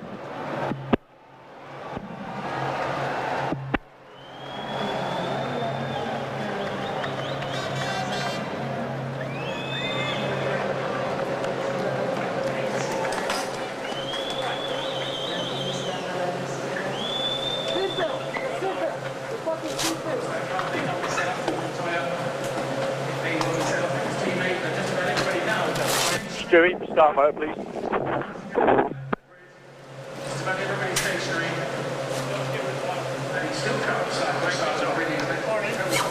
How hard toward the car?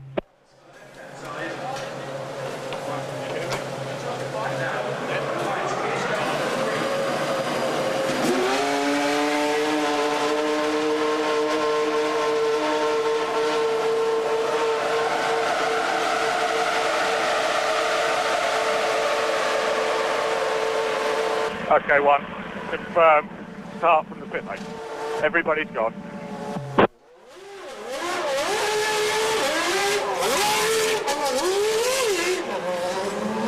Limiter, don't forget the limiter. Limiter.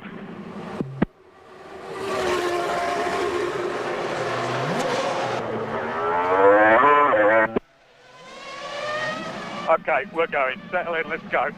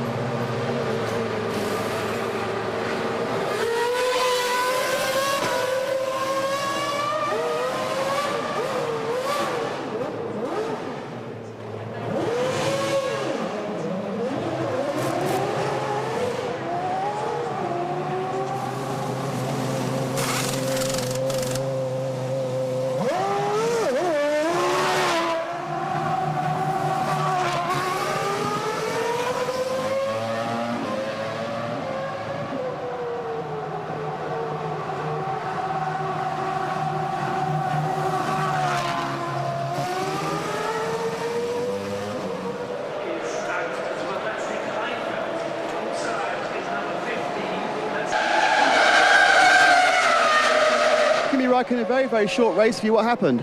I don't know, the clutch or something broke down on the start, and I don't know. You must be quite pleased not to be out in that monsoon, though. No, I'm not pleased. I would like to be on there because now is the chance to win the races, and I think so. We went very well in the morning on the wet, and it's very shame, but... Thanks.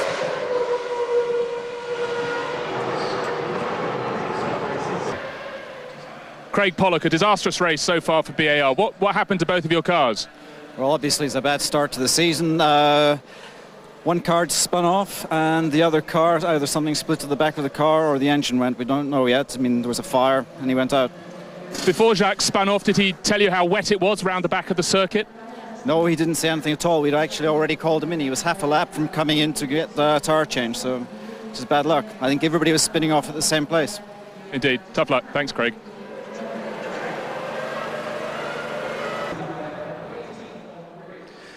Nick, hi, I felt you're very, very disappointed. What was the problem? Was it just too wet?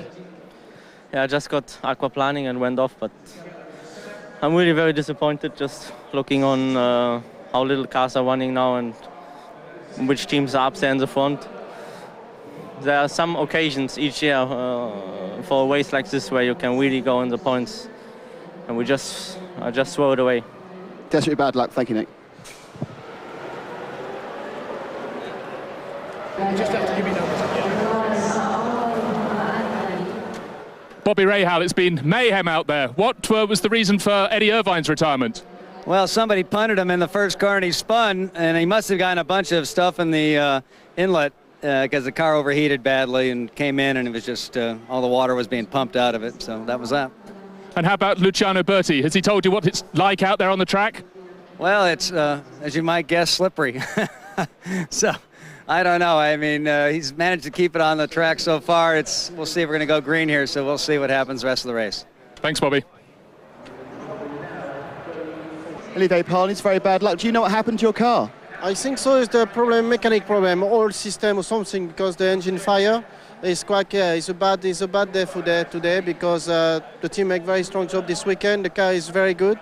It's a one-stop strategy, I think, is the good solution. The start is fantastic. But anyway, next time we'll be there. That first corner looked very hectic. How was it? Yeah, it's quite little complicated, but everybody make a good job, to be honest. And after that, the race started very well for us. But anyway, now we have a good car, good team. We'll see next time. Bad luck in Brazil. Thanks.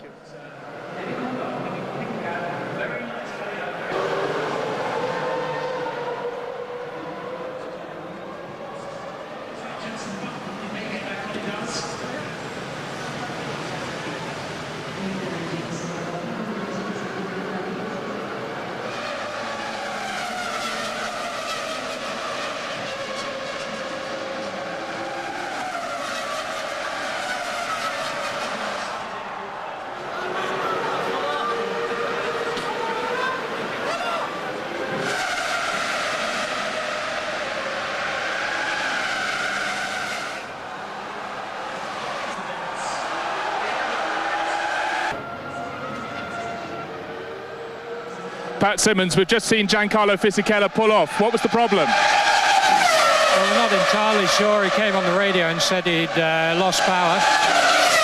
Looking at the telemetry, we can see that it's cut out. We can't see anything pre the incident that looks abnormal. We'll have to wait till we get it back and see. And Jenson Button, no signs of any similar problems for him? No, everything looking good there. Thanks very much.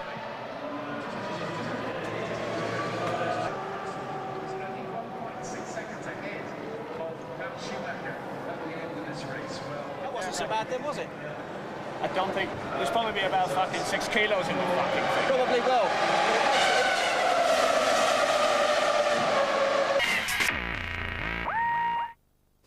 And you're back with us, reflecting the Malaysian Grand Prix. So a Ferrari 1-2 over there in Sepang. Let's hear from some of the drivers, starting at the very top. We have a 1-3 and a 1-2 finish in 2 races. We have been pole position and second position in qualifying for the first 2 races. Basically 6 wins now in a row from last year on, and that means that Ferrari is the team to beat, and they have really done a hell of a job with that new car. We just spoke to the driver of the pace car, and he just told us that he was having trouble to keep the car on the track. And I tell you, on the intermediates, after the pit stop, I fell off so many times. After that, on the same lap, I fell off probably 2 or 3 times. I had no drive. I mean, it was difficult to see where I was going, and so I made it to the end. I must be happy. The minute queue though for the drivers here, you must have had your heart in your mouth. Well, it was my fault. With all the confusion of cars falling off, I called Michael first and Ruben second, so we had Michael's tyres. So I screwed up.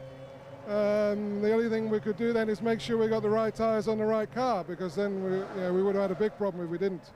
But the intermediates was a good choice, and we recovered. Do you think that's what won the race for you today? Yeah, for sure.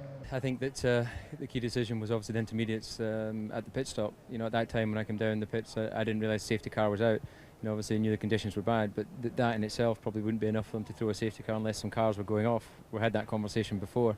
So that was the downside about being at the front of the train. So, you know, that obviously meant that after the pit stop, as we found out this morning, the wets, once the track dried, were just, you know, undrivable really for those conditions. So we lost the time there. But anyway, nonetheless, from 8th in the grid, you've got to be happy with coming through and getting a 3rd place. So confirmation of the result of a magnificent race in Malaysia. Michael Schumacher, the master. Barrichello, a 1-2 for Ferrari. Coulthard, the British driver, on the podium again. Then Frentzen for Jordan, Ralf Schumacher and Mika Hakkinen scoring just 1 point. So 20 out of 20 for the reigning world champion. Coulthard and Barrichello tied up in 2nd place, and Frentzen, Heidfeld and Ralf Schumacher. And the constructors, Ferrari away on 30 points. McLaren the only others in double figures there. Now, Tony, the choice of tyres during that Grand Prix, absolutely crucial. Yeah, critical. I mean, Michael Schumacher must have been shouting for them. So he'd read the conditions, deciding what he wanted. Ross Brawn's already said there was a bit of a mix-up there, but they had some time to put them on. And that was the match winner. That was the winning tyre. Let's take a look at the start before the monsoons came down. Incredible start by Michael Schumacher. Look at him away in the Ferrari, but Rubens Barrichello, this newfound aggression. If you remember, he clashed with Heinz-Harald Frentzen in Australia. Look, he's about to clash here. And touch of wheels with Ralf Schumacher. Look at Trulli up on the inside, trying to force his nose through. And there is Ralf getting spun out after that touch. And Frentzen gets through from 9th place. Coulthard got through from 8th place and got ahead of Hakkinen. It was a wonderful start. What astonishes me is that they spend fortunes on all these weather forecasters and gadgetry, and nobody clocked it that it was going to rain. Well, if they'd have called the airport, they'd have found it that 4 times out of the last 5 years, on March the 18th, it monsooned down. It's true. It's a fact. We called the airport, of course, Jim. Perhaps they should have called you, but when the rain came, nobody could stay on the track at all. No, nobody could stay on the track at all. I mean, Panis had already gone off at this point and perhaps spread some oil, but the water and the oil, they don't mix. Off went Michael Schumacher, a double red there. He couldn't believe. Alongside him, he sees Barrichello. Barrichello gets out of the gravel slightly quicker and goes past his teammate. There is Michael Schumacher struggling to get back on track, and they're now down in 10th and 11th place. Shortly after that, off goes Jacques Villeneuve, a long way into the gravel trap. Montoya's already gone off. There's Nick Heidfeld following him off and out of the race in the Sauber with the Ferrari engine. And there is Enrique Bernaldi in the other arrows, the Brazilian, going deep into the gravel. And while they tried to go round and into the pits, Trulli, who's leading now, he spins off. He gets out of jail, but just look behind him there.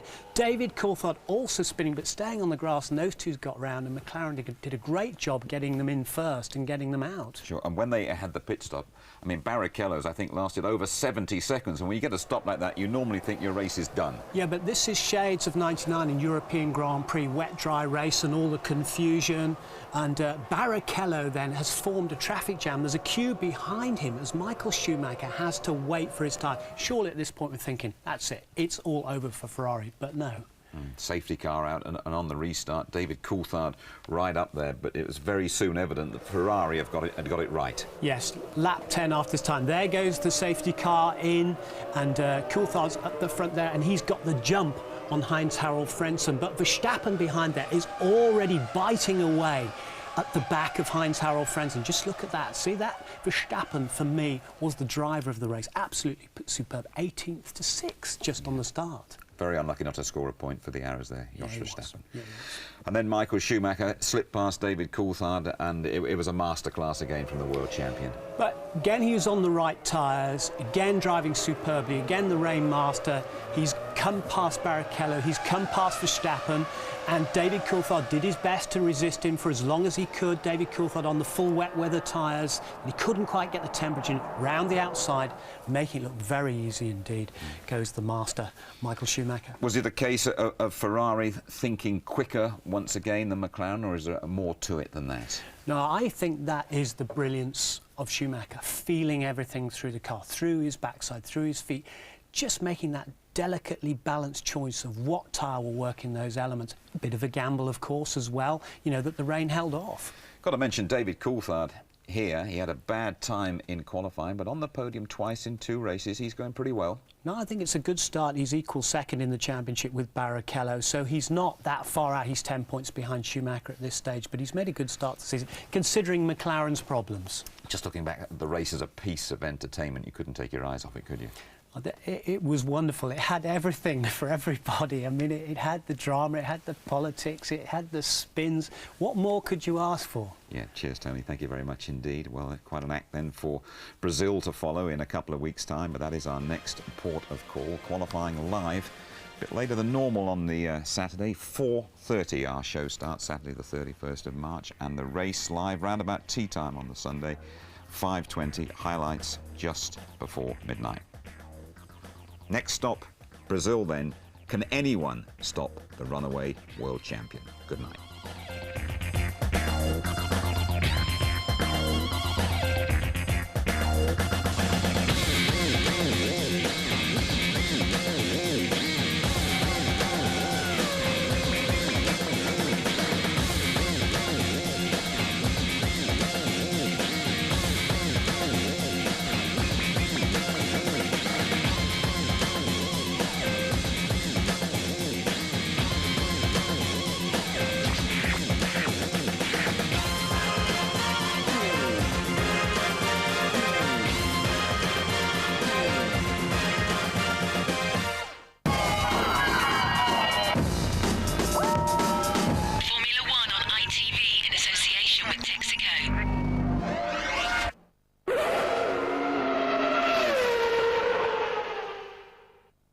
If you'd like to know more about Formula One, the website address sponsored by Foster's is www.itv-f1.com.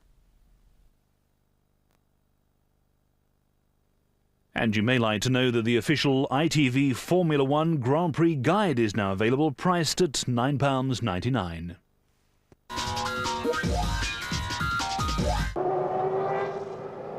Il meccanico addetto a tenere chiusa la serranda. È stato inventato anche questo qui a Barcellona durante questi test dedicati alle prove della nuova elettronica, e ancora anche sipari sempre più alti e più serrati per tutelare la segretezza delle squadre.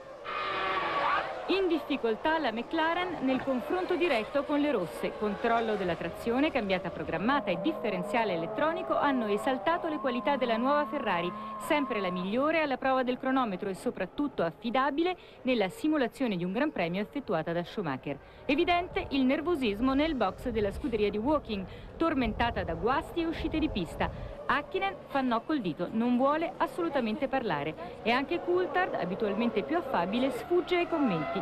Solo Ron Dennis dichiara sulla Bild che non ci sono dubbi sulla totale legalità della Ferrari, mettendo fine alle voci nate dopo la prodigiosa prova sul bagnato delle rosse in Malesia. Alla fine è il collaudatore Alex Wurz che si lascia sfuggire qualche preziosa informazione sul programma della rimonta McLaren. In Brasile avremo novità aerodinamiche anche per Imola, è in arrivo un pacchetto aerodinamico innovativo, ci sarà una nuova sospensione, ve lo assicuro, lavoriamo sodo. Può essere pericolosa la Williams in Brasile? La McLaren è stazionaria, la Williams è cresciuta, però la Ferrari ha fatto un altro passo avanti. Ecco la situazione, ma la McLaren tornerà pericolosa di sicuro. Anche la Ferrari a Interlagos potrebbe utilizzare alcuni particolari aerodinamici che non ha provato a Barcellona, ma l'avversario più pericoloso per il tedesco nel prossimo Gran Premio è certamente il compagno di squadra. You know, he's Brazilian and he has this south. È brasiliano e ha un temperamento caldo del sud. Se parlaste con lui adesso vi risponderebbe di sicuro in modo molto diverso del dopogara. Non ci sono problemi fra noi ora. Parole di saggezza quelle di Schumacher. Sarà comunque infuocata la battaglia fra i ferraristi nelle qualifiche. Per Barrichello è la gara di casa.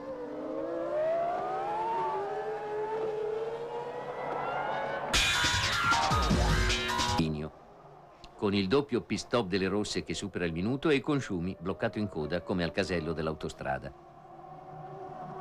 La Bild, quotidiano tedesco a forti tinte, segue la Formula 1 per amore di Schumacher e un po' meno della Ferrari. Questa la pagina di lunedì scorso. Conta le ruote di Barrichello in italiano. Dov'è la quarta, si chiede? Mamma mia, sempre in italiano. Non c'è. E questa è la pagina di martedì.